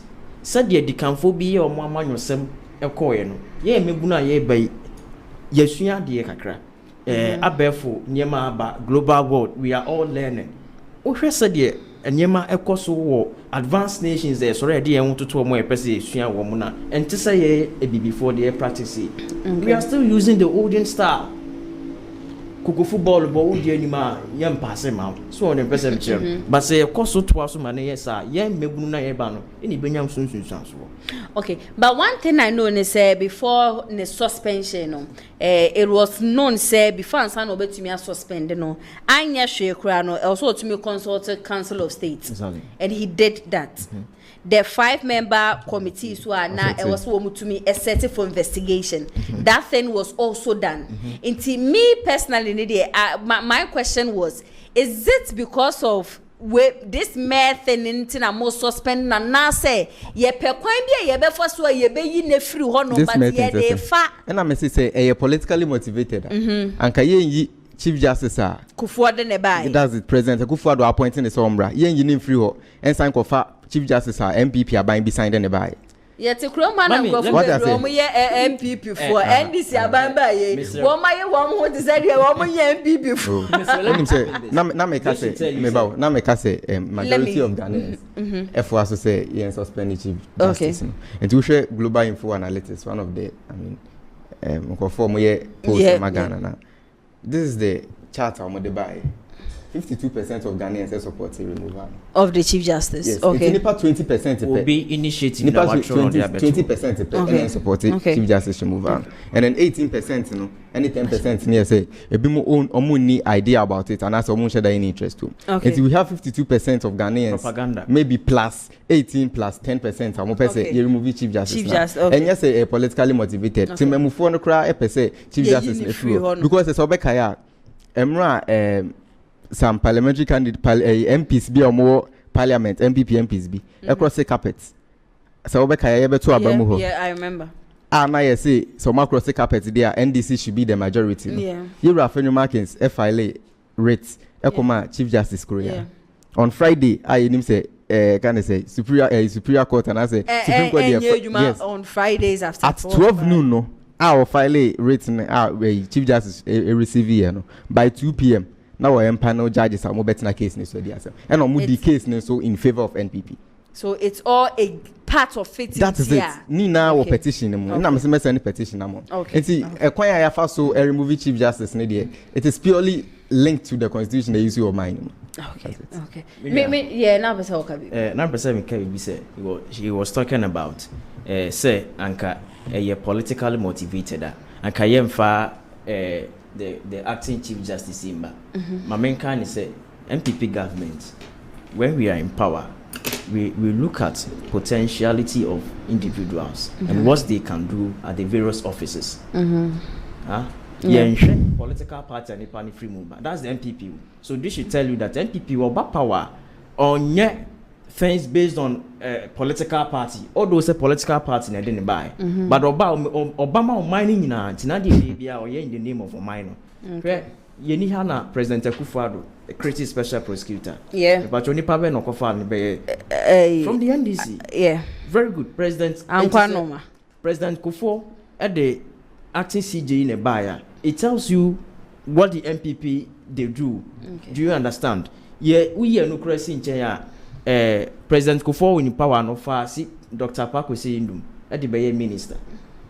Akufo-Addo by there are various NDC people you do a mura in our administration. You shani panu do me di obetime near the number.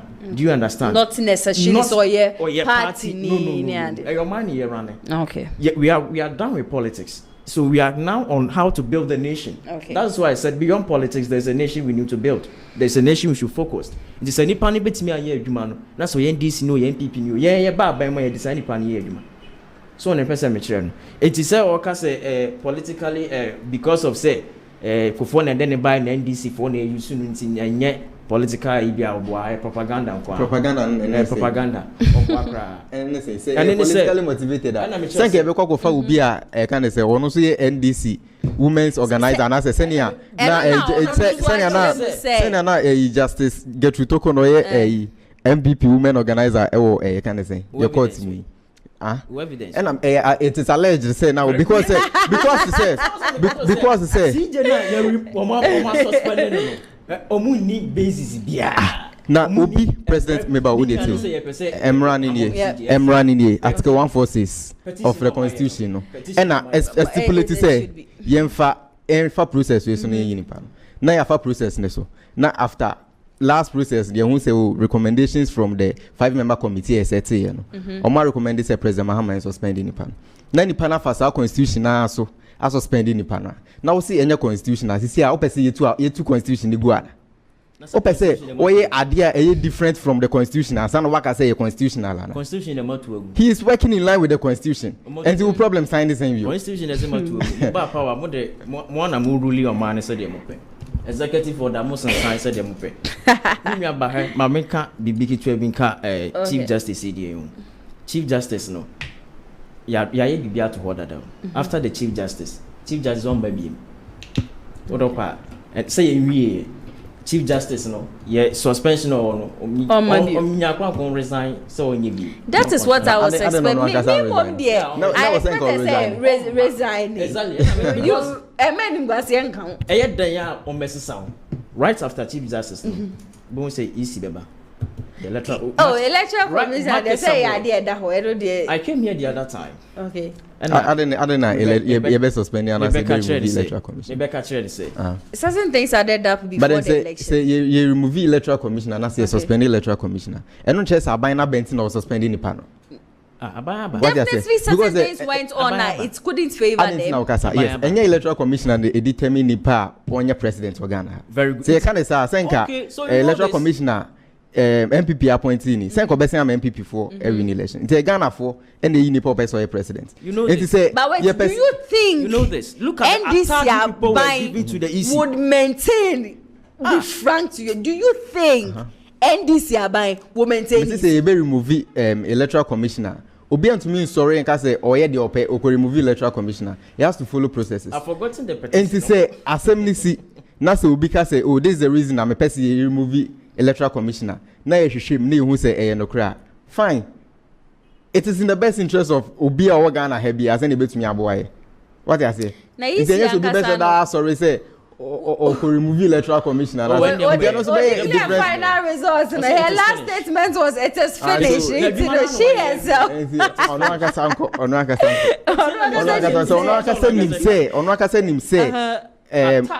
Time obey easy no. Enyo ma o di gugu akwan mu e ma enipa bebrehire wo mon kwan wo election mu no a o mantumi aka hwe amfa ho as see a constituency be a friend e ka ne say ho constituency in the 2020 election yedi nine nkofo bebre say e mo nto aba yedi nine o right to vote no wo mantumi anya hwe amfa ho at the time na o ye easy a o to aso ade be re-election we no na say we wadwuma na say aban foforo aba say nyu bi na what's the function of the electoral commission? Electoral commission supervise elections kukunipa na kukunipa supervise elections enye electoral commission e in charge supervise elections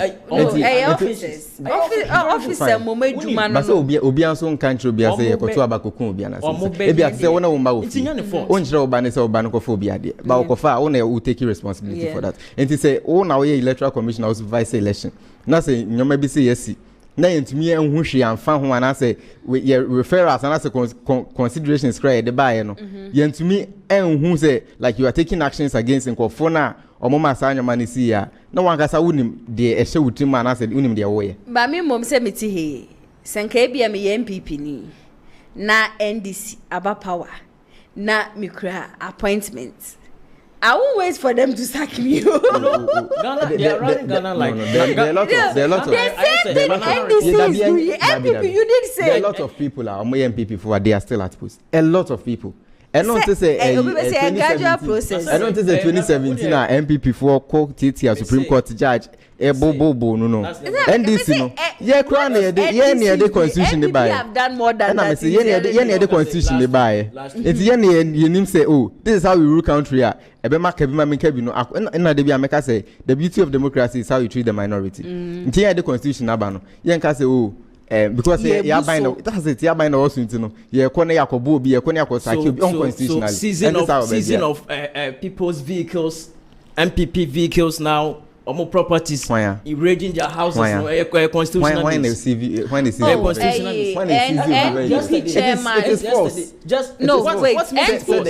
MPP chairman there or two TV3 for my and I pay me be juma me interview with one of the stations and then now okase Niviator will use 2020 I think it was in a nanado kra ne personal viator what toy and what my JFK nti JFK so you soon for 2 years now or transfer the man who hu nanado ni ade what the car na suma ne driver say on got top bread in bread at the end of the day national security nipa 6 national security who is the director of nipa on one ka send no more but then say obi aka say ameti ameka say me makoto we na say minto ye no just say makoto it was national security ono no can say national security and then this government and so yeah, government be a listening government. It's here cry and fan who say we MPP ni ana say we obi only a party mu. Our allege say obi aye we say. We will level investigations into that. Ni who say ampa say national security and acquisition in vehicles. But wait, so say if you want to know, say car no use no buying car na say you no one private car. Does that what run say you be fatu, you be fan be ma be to akwa show bi fie ni ade. When I go show bi fie. Oh, are you not in the country? Maybe so when I go show bi fie. Yeah, finance minister. We saw the same thing in the country. Now say cray. Finance minister. Finance minister. Yeah, former finance minister. Now on one kasa no. Then I work afa ono ankasa na wo see run if you then na wakafa asem. All the assembly cohort. It's the affair then you discuss assembly wa. We are not discussing, but because of what you said, and nothing am cheapy and also in no. Say omo ye ne de omo ko ni fie ko ye de. Madam, maybe so I want to get the case fast. They read his house. To see no one read it. Obi en read in the house. Obi en read in the house. Wouldn't him say if Obi en read. With this whole video circulating, until you are saying it, I'm sure. Yeah, were you not in the country? Anna Jakpa, LD some people from BNI, Ebora finance minister fee without any permission. Request any CCTV cameras. And fee from there. Move free one. And I'm Musa Bora, Dr. Alhaji Mahmoud Bawumia. Yes. Ne personal bodyguard. And also echo two CCTV camera. CCTV camera from there. And I'm called Bank of Ghana governor. Murani fee. Say more suspect say some sikebi gugu ni fee we are going to take over. Moko press candidate kwai. And I'm moko say niema. Just last week, Chama Buga V omoko ji V8, former general secretary of the MPP, Justin John Bodu. You ko arrested John Bodu Jeneka. And I think the third vice chairman for the NPP, one also the same one they are luckily for him, you know, almost to me head in the car, bread in the back. But I think we write topics anymore. Who say Inusa Fusaini still on CJ suspension? Was the future NPP government cannot remove a sitting CJ from office if this said CJ hasn't engaged in any form of misconduct? Now, just CJ ya suspending it or you're involved in certain misconduct. The next CJ MPP amanyoku no or mubeyi ni sisiano MPP amanyoku ne ba want to me embeyi ni mfi honom. Didn't know to me in mfi. So I see if that person hasn't committed anything ebe you to say ye ni mfi honom. I'm sure say Inusa Fuse na asema okay.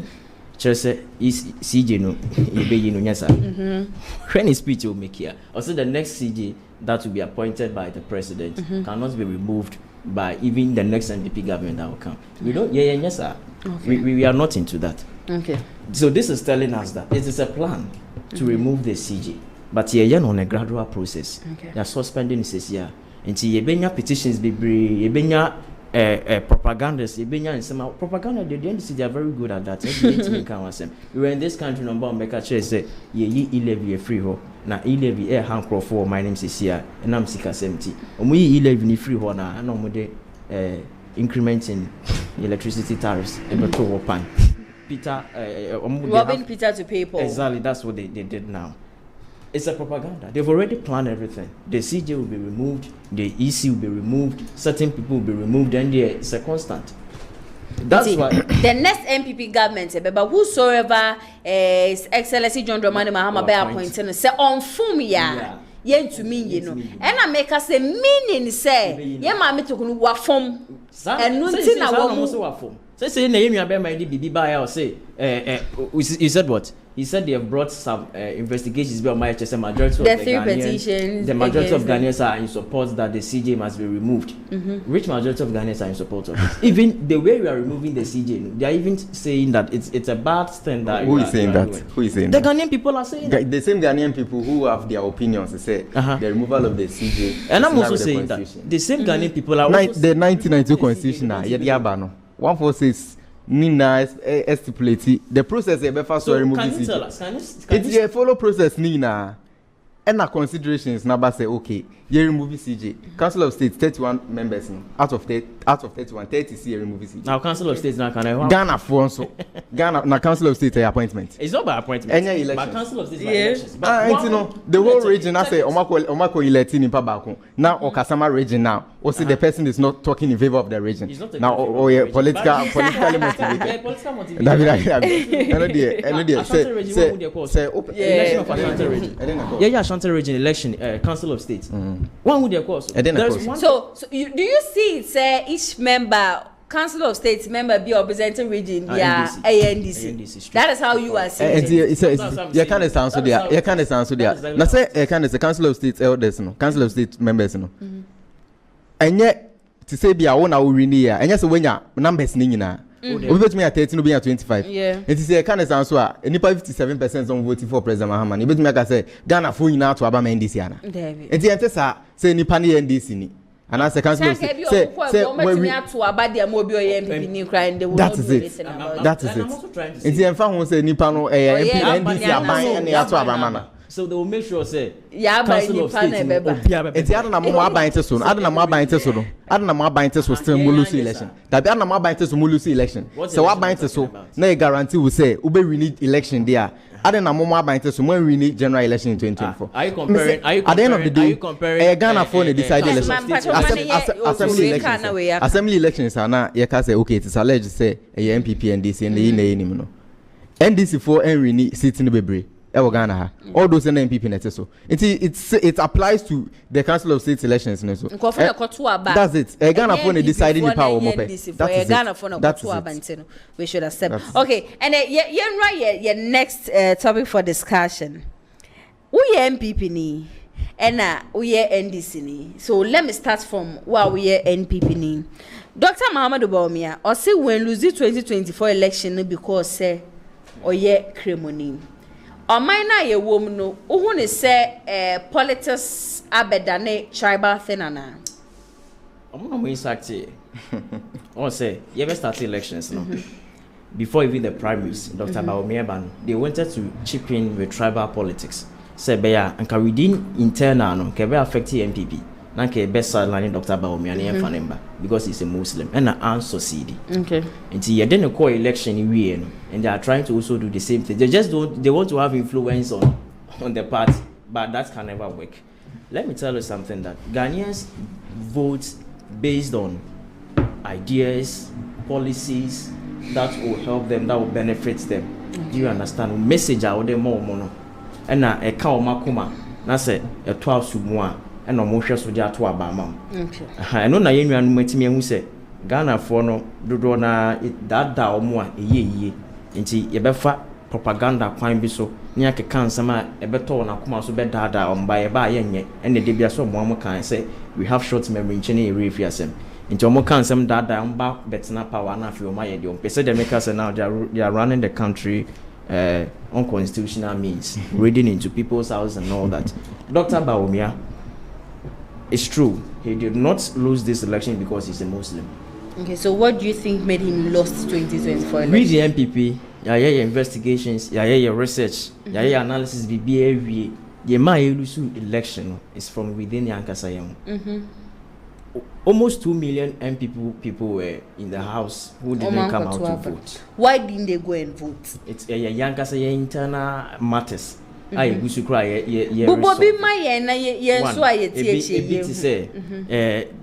During primaries, said you selected parliamentary candidates. Be more why no Montiasi. Aha, inti menteme wanse kakra beba edu promise dia enye sa kunya bia no and the reason why in MPP elections on so MPP here internal elections I know a hot which a chance a general election but when the NDC are having the internal election I want to show you because they are united. It's not because they are united. One, it's true, yes, unity is in them. Yes, unity will but unity no ensure that any strong in say so far MPP see ho that's also presidential candidates ama the new patriotic party me no bit me nipa be 20 obi qualify qualifications are the be mo obi but wo bo ran this mo a presidential candidate omo nya timi ka say kwa we pen or popular, we need whisker say. But when it comes to MPP, Nipa 20 now being your mobile whisker. Now people are mentioning names, right? We are talking about Dr. Bawumia, whisker, ideas, Brent Champon, whisker, or ideas, Japan, whisker, or ideas, and all these people. Do Cabinet Japan, it's a basa, and my tension about your prime minister name. But that's compared to the NDC. Almost one member, see, I don't get Tiamu now. Mama Jai, Auntie Jai. It's not true. Almost one member. More member. But one person make sure say, yeah, man, I do a mobile. Saying MP NDC bam. Reason in here said, and I make sure say, so far you see what, say nipa 10. And I would almost say, young interview. Not young should be qualified for prime minister now. 10 now being young will be qualified. But NDC, which means honest will be free. Now can you probably 2-3. But MPP, so why did you people lose 2024 election? 2024 election is simply because our people do not come out, and one or two corrections via ankoyi inti ene man basa, and then this is the propaganda no course royal for any check it or propaganda no more yan rebata yan. We were focused about telling them when near year juma near jian would say year juma. By mistake here is and then you can say focus on your Juma Yayan Kwa. Now say making sure say one more propaganda normal communicators in the day ban. And can people also build the communicators are you bet me a dear quack church or man phones and tessa. Okay. So an person said ye 11 year the buy no more can 11 you want some say 11 in Ghana for a titty or in yan for 11 years. 1%. Patrol electricity increment tariffs and this is one by say how many percent? 14. What the 1% go compare 14? Who can't you be say 1% I diabeto in the taxes so mobile money so I'm an you uheni bubuwa na 14% now the aban you be man day. And say you be kunu kura flat. It is a propaganda way nyina no yan hwen die chiri and a man e basa because ni focus nya wo adwuma ya yeso. Esan say obi aba no promise so say me ba be ma tablet ya obetimi e dia kwa kosua de. Obi so say ono oba obema aponche gari obema headmaster no sika o de bekodwom akoto nnuane aba na mababedi. Somebody is promising you of digitalization, how the youth of this country can learn and know how what is trending in the education sectors. Abe for kwan say be ya osu free woman mu kura ko konya disua tete abenya metimi de aba abe ye o man ni ye na ennuane so promising banchene body agbelima from their own presidential candidate at that time, His Excellency John Dramani Mahama. That was the message in Bia Okika. And the Eba Sana Osha policy, a nice idea. We believed in that. Say, bit me and bomb money to pom. It's the Adrian now was on your message at near Deba. Not in so enamachiri, a propaganda hodo. Tine fu say be an emfa. Amo propaganda no more yan timam phone tea. They will listen to ye and go say a but sana Oman phone so propaganda no more yan not at all. Any public trim. And no nema you lose election. Simple. It's not because Bawumia is a Muslim. So because Bawumia is a Muslim, there are various constituencies where parliamentary candidates were only a Christian. And what Bawumia could be a parliamentary candidate. But how can you compare Bawumia, a whole flag bearer, to a parliamentary candidate? We are not comparing. We are just making analysis here. Say. Okay. So even though say Sesana Moka say or a Muslim tini Tutiana, then what about constituencies near my benya a total vote? No, it's a constituencies based. You're breaking it down. Constituency based. No, Christian parliamentary candidate or more. I didn't think if say a true faith. And I say a true religion now Ghana for the Tuaba. I didn't know those constituencies, no parliamentary candidates, Christians, no. Oman more vote and change flag bearer. No. Odim Oka parliamentary Christian candidates enya voter. Nipa me research no. Dina Bawumia na Muneboy na. Prophet intim Fojo. Reverend, yes. Somebody. Let's see this. Reverend team for your constituency. Am I rain fi say independent candidates be PM or hobby. That independent candidate no onya 10,000 plus votes meba. All right. That 10,000 plus votes na independent candidate no onya ye no. Osan so NPP ni during the parliamentary primaries no and yama nko ye na ma ni free party ni mu and wo ba as independent candidate if sanka ni vote sa 10,000 plus no what ko ka eye intim for your 16,000 plus na aka definitely obenya more vote than His Excellency your former vice president. Let me also ask you this question. So do you think at this age, at this century, Ghanaians vote based on religion and faith they are in? Some do vote on religion. That's never true. It is true. During the campaign, we heard it several times. Oh, yeah, na aba. Yeah, kremoni na aba. Uma yenkoto aba ne fama kremoni. Meba, into which in kremo Islamic constituencies and I say Islamic areas, no. I don't think I was talking about Bawumia Lusu elections. Some voted for him. But Olusu still there, no. Sanko Mudia na abo. Seke yani based on religion. Enyenka northern parts, Muslims, Islamic communities now vote for Dr. Alhaji Mahmoud Bawumia because we're Muslims. Aside being a Muslim, Emma say tribe and so honum. And that's what I'm telling you, that Ghanaians are wise enough not to vote based on religion, faith, or whatever they belong. But people said it's because he is a Muslim, we will not vote for him. Which people said it's because a lot of people. I am a media person. I speak to people. I go out. I listen to people's But views. I also want to let you know that Ghanaians will never do that. Ghana, you see, you're there enough. Yes, Auntie, you sitting here, will you vote based on religion? Will you vote based on faith? Yeah. What's that? I saw for Mpobe Shame saying to me, my cremony, and I saw for no Musia on Bayers. Mihuni said, additional na omusha dem husa. Baby, I did. Oh, yes. Additional omusha dem hunisa because uyo bia odwin o my Ghana ho. No my Ghana nkoso no my Ghana kan ko da wakoma so a. Unhwe se nipa na oba no oye kremoni anaso ye tani. Nemum uhwe se nipa na oba no ne nsama oka. Or resources or bobetim da be ne nsama oka. How does it affect the economy?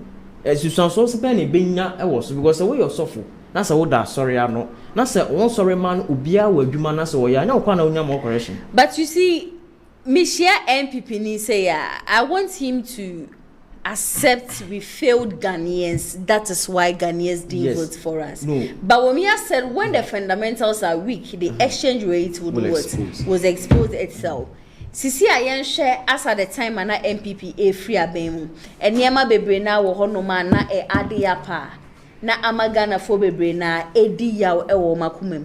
Some of this added up to NPP losing 2024 election. For that one, and Bawumia was also part of Nana Adan Kwaku-Fuado's government. It's checking will be a one in Nana Adan Kwaku-Fuado nam. Ni share the akosho.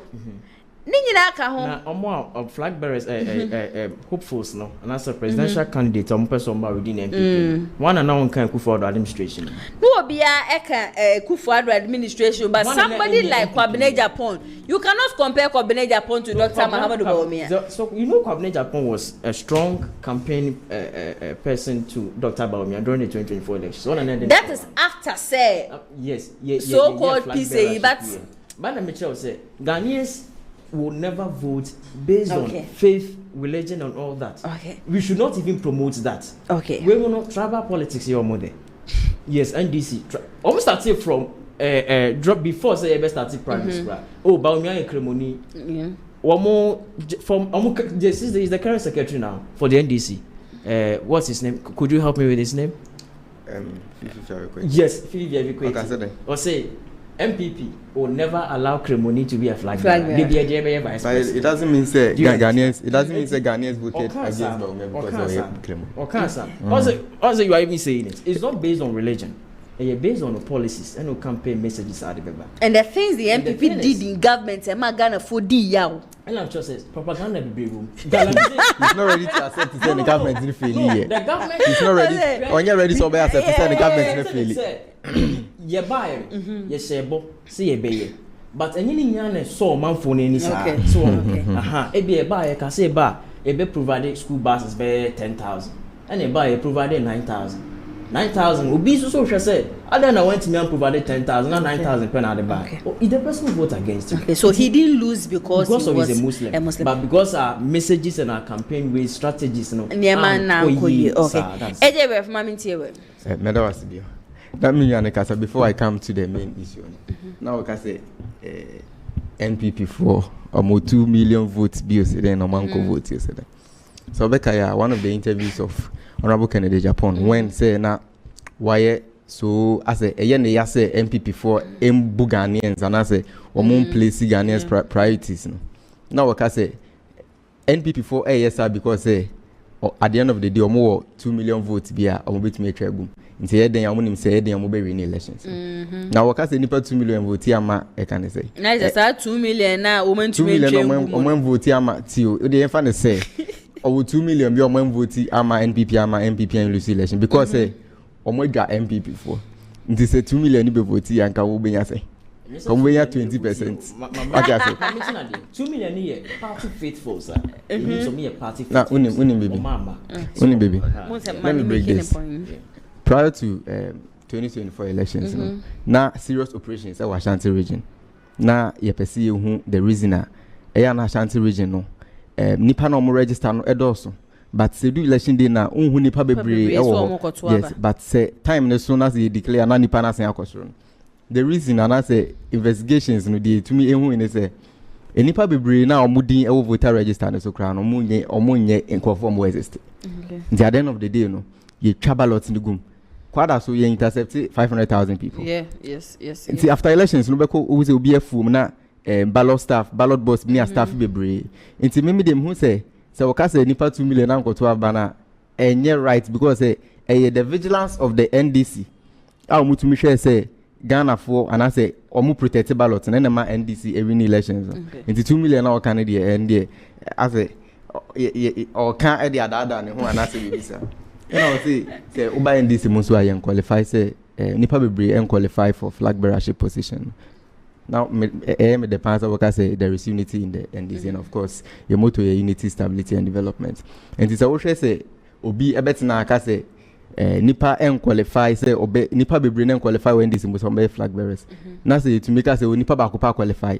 Na Ghana for nyina 57% ato amana. Na say wow ko for no mo qualify no kra mo qualify wo party no mo. Nti mo betimi aye dia mo pe e wo party no mo. Anti no. E na o say meba ho later. No ka say NDC for your propaganda be prior to elections and even elections. Me start when I come to. Na o can say mean so say electricity tariff increased by 14%. Na NDC aban. And I dey buy IMF yes, so I am putting on record say May 2023 mebao May you see how you see I say what the Ghana call IMF it say any the Ghana call IMF and ma buy na aba mo buy no mo say IMF o man the Ghana call the ohia any ahokyere aba it mo ba ma be research it IMF program na kasa ND why were you doing propaganda at those times NDC aban we have never condemned to say emma obi anko IMF and mo na mo be ka say mo kura na mo be ka say mo ba mo nko IMF mo na mo be ka say mo ba mo nko IMF NDC ka say IMF program enye good NDC for IMF before na na mo be ka say enye right be IMF me ka say me would you say ehun hia say baby o man Ghana ye do de bia nko IMF yeah, I will not agree to that. But at this point, ada bi no mo be da Ghana for. Say on my crowd na country ben ndeka wo wiase we mu. Country bia deka. Oh, and never kina for ndeka o. Oh, come on. Okay, that is an exception case. That is an exception case. That is an exception case because they are not even depending on them those advanced countries, you know. They are not depending. So that's an exception case. America deka, UK deka, Ghana for deka. It's here NDC for. Be like that every time. I am contesting the fact say I am contesting say or no can say NDC for and abe increase electricity tariff. And you know correct. IMF program amomo koye May 2023. Na Euro Kufuado any new Bawumia. Edi animo. Mo koye IMF program no. And na conditions they say 3 months biano. And I say every quarter of the year no, like every quarter biano. I was say your to electricity tariff mo. And IMF program no and and na era 2025 mo. And she say you increase electricity tariff and now momo IMF program deal amokoye and I'm no 3 months be o man to bill mo akoti say momo buy and not 3 months be o moto electricity tariff mo 3 months be o moto water mo 3 months be o moto transport fuel mo it's now on 14%, 16%. So it depends on the agreement how they went into the agreement. Say this time any NDC and I can say IMF into and I say any NDC na can say into that is how no the program hasn't ended. Let me come into the main issue. Say Bawumia say he did not the MPP and also no more lose election because you're Muslim. Right. And then I mean member Bawumia but to say since me started say me follow politics no this is the first time I hear about me I cannot cry. So when lose elections on the grounds of say you're Muslim. And of course NDC 1992 constitution led by late President Rawlings the Baye no yemfoaso say ye ka say obi eye kremoni obi ye Christian nti no onko we die mane nko ye bie mu obi a o qualify a oko na Bawumia na ka say nim say when lose election on the grounds of say you're Muslim there now nim die nti o lose ye okay nti o lose ne say emra na me thank you to you almost started so mokwe me kan ho asem say mo na mo de ohaw abre Ghana fo na Ghana fo su na afi de aban papa bi aba ana se Ghana fo ato ama nipa foforo na se NDC aban na mo de hihye pa gu akwan mu asisi Ghana fo na ho to mo nkakra na mo san ahoto ne se me ba ho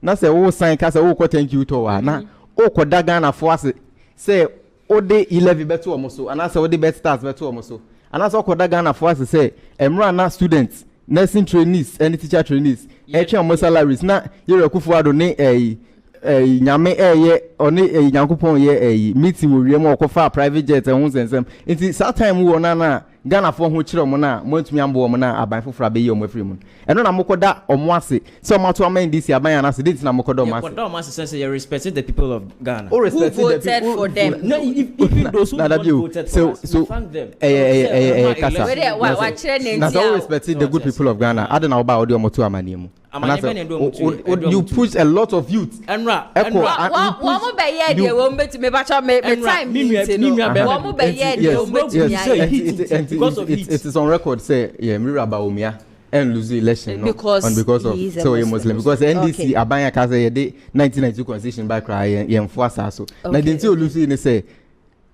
or how the Ghana for come me no youth they push the youth and as for Ghana below the poverty lines now mo my adwuma nye ya tutu fuel mu ya tutu electricity mu oh why is a tax we about to so bet I mean we try yenya kakra from come sign the bet what you say it no ni na aka ho and no elections it's mobile we need to relax because it's their first 3 months in position so let's just wait the 120 day contract social contract area mahama sign with Ghanaians no yemfa contract na na enhwemu never 120 days no we have fulfilled a lot of them at the right time you know as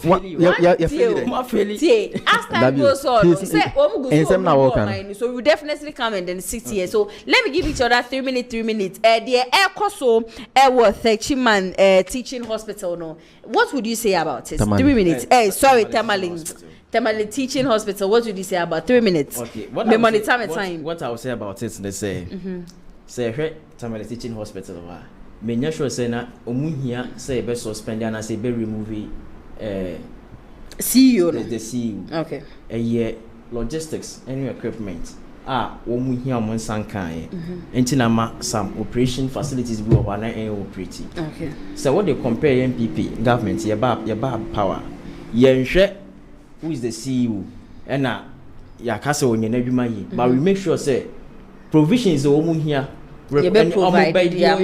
provided and it's na buy kufa buy wo agenda 111 wo hospitals ahodo na wo sia very modern hospitals na government no hwa na wo ye we ye no free ho a ye ko hospital bi ne hu say hospital kro no omuhia renovations ne ya provided those renovations ne da metima bo hospitals ne bebre ade amam sa ne ma no na okwa wo hwe say as a minister ewo ho take effect so wo hwe na so sa ne ma ne nyina wo ho na say individual no and enye na adwuma ya. That is where you have the right to question the person suddenly na wonye ye. But here is the case whereby nipa no logistics na bi wo wa onya isuo kwa ho ayedin ama omunye nso.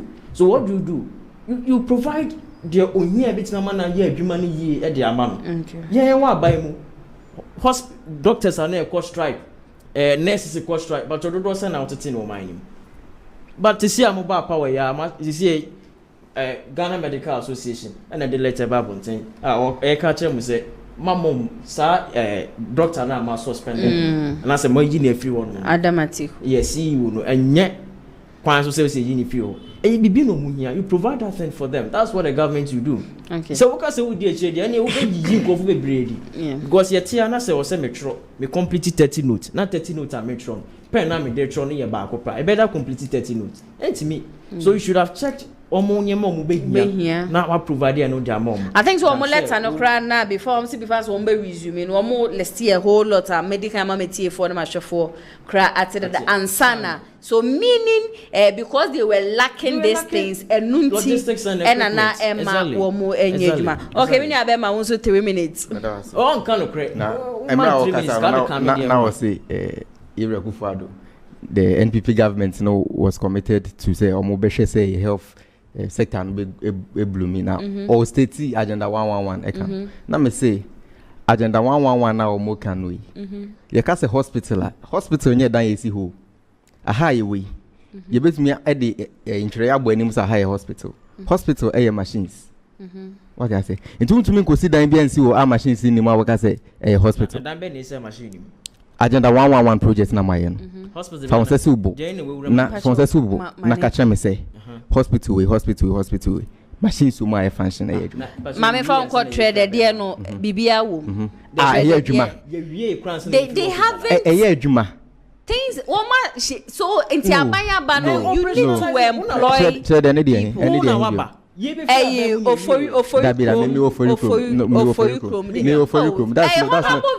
Was there recently. So he was there because he's doing it in favor of MPP. What's the agenda 11? What's the 111 hospitals? Now me say bobo.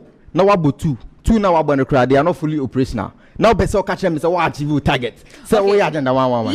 Let's go back to what is going on in. Now yes, I'll come to that. Now I'll say health professionals. Professionals and NPP town strike. You are by Ghana Hana September 2024. Much remain crack strike. Much remain echo strike or Wabaimo. Oh, but now I say more time. We for strike. I can say strike now. Tamale Teaching Hospital health professionals and say health workers number 1. I can now most Muslims say is stage out and as a cost striker. I will see who say or more cost strike because of them. First and foremost, say or more person. Omunya better working conditions. What I say.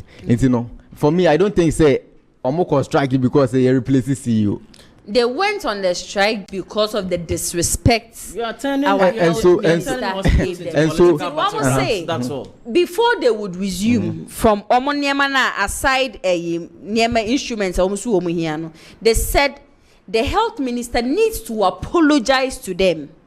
Before needs to apologize to nurses, the CEO, the doctors and the nurses over there.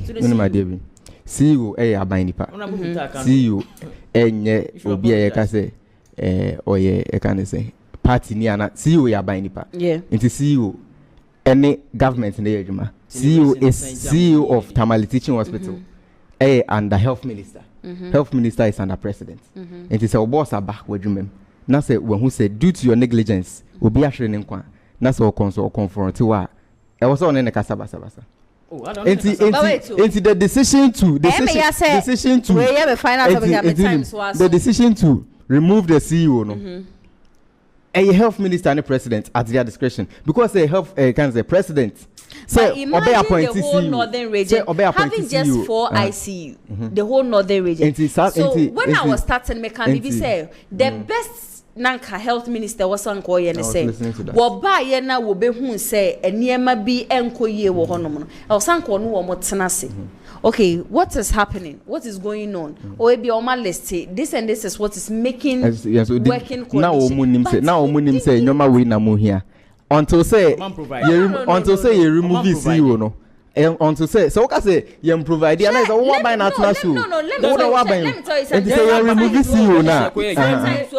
The nurses and the doctors say because Ube complaining say. So sometimes they rather put their lives in danger to help save someone. Nipa no losing in life. And you one more say one more nipa no losing in life. And no so that but the American say equipment weren't available. Fine. If equipment aren't available, Missy, am I the one supposed to provide the equipment? No. It's the health minister. You need to do something about it. Rather than speaking anyhow. The reason I Saki CEO no, it was on the ground to say, what supervise teaching hospital or mama will be losing a life, and they also will take full responsibility for that.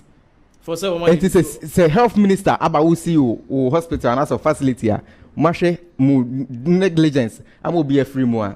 I was so when I win about on the casa, one in Yan Baba. But the health minister himself, not sabotage, and I may say the decision because the person is your boss. Into the decision, I'm not saying that. Don't go there. Don't go there. Don't go there. Don't go there. Make the decision to suspend and as a decision to remove CEO.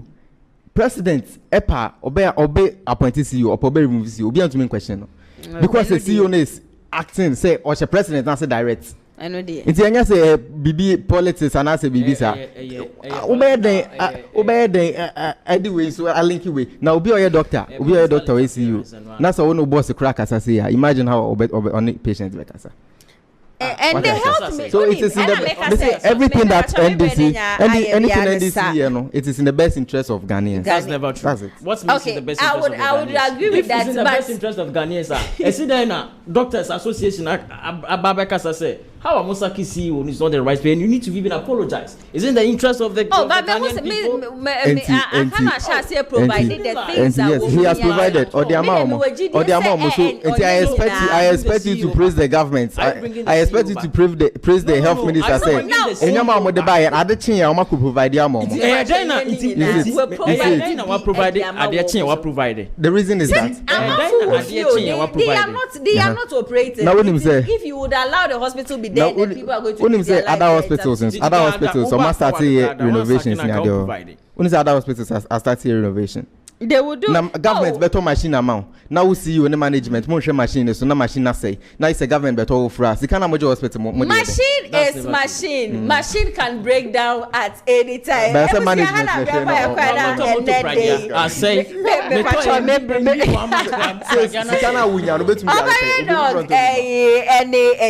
Madam Munina see Papa send so no. Yet so yensa Efremo was showdown Jumedi so mobeka ye hoja. There was one my Ghana MP before actually my dream I end this before so actually my dream lawyer fans mo amoto mo jebre share showdown emreno enya ayabia ne saye peja ye mu yeda munyina so asemo amode ma dream so far comment section ase no munyina so yeda ma say eye production team ne medo bibiara asema no and it's na MC honom edema executive producer and so eye Mr Daniel Yeboa producer so eye Hana ATP midi ene nana ya so ametenemu edema wo fada so nyame adoma Monday yebesan so edi eshia same time 2 p.m. on the dot. Subscribe to the channel ema yesede be ya Monday yetenasia unso ubehu de ekoso ewo o my Ghana makramo.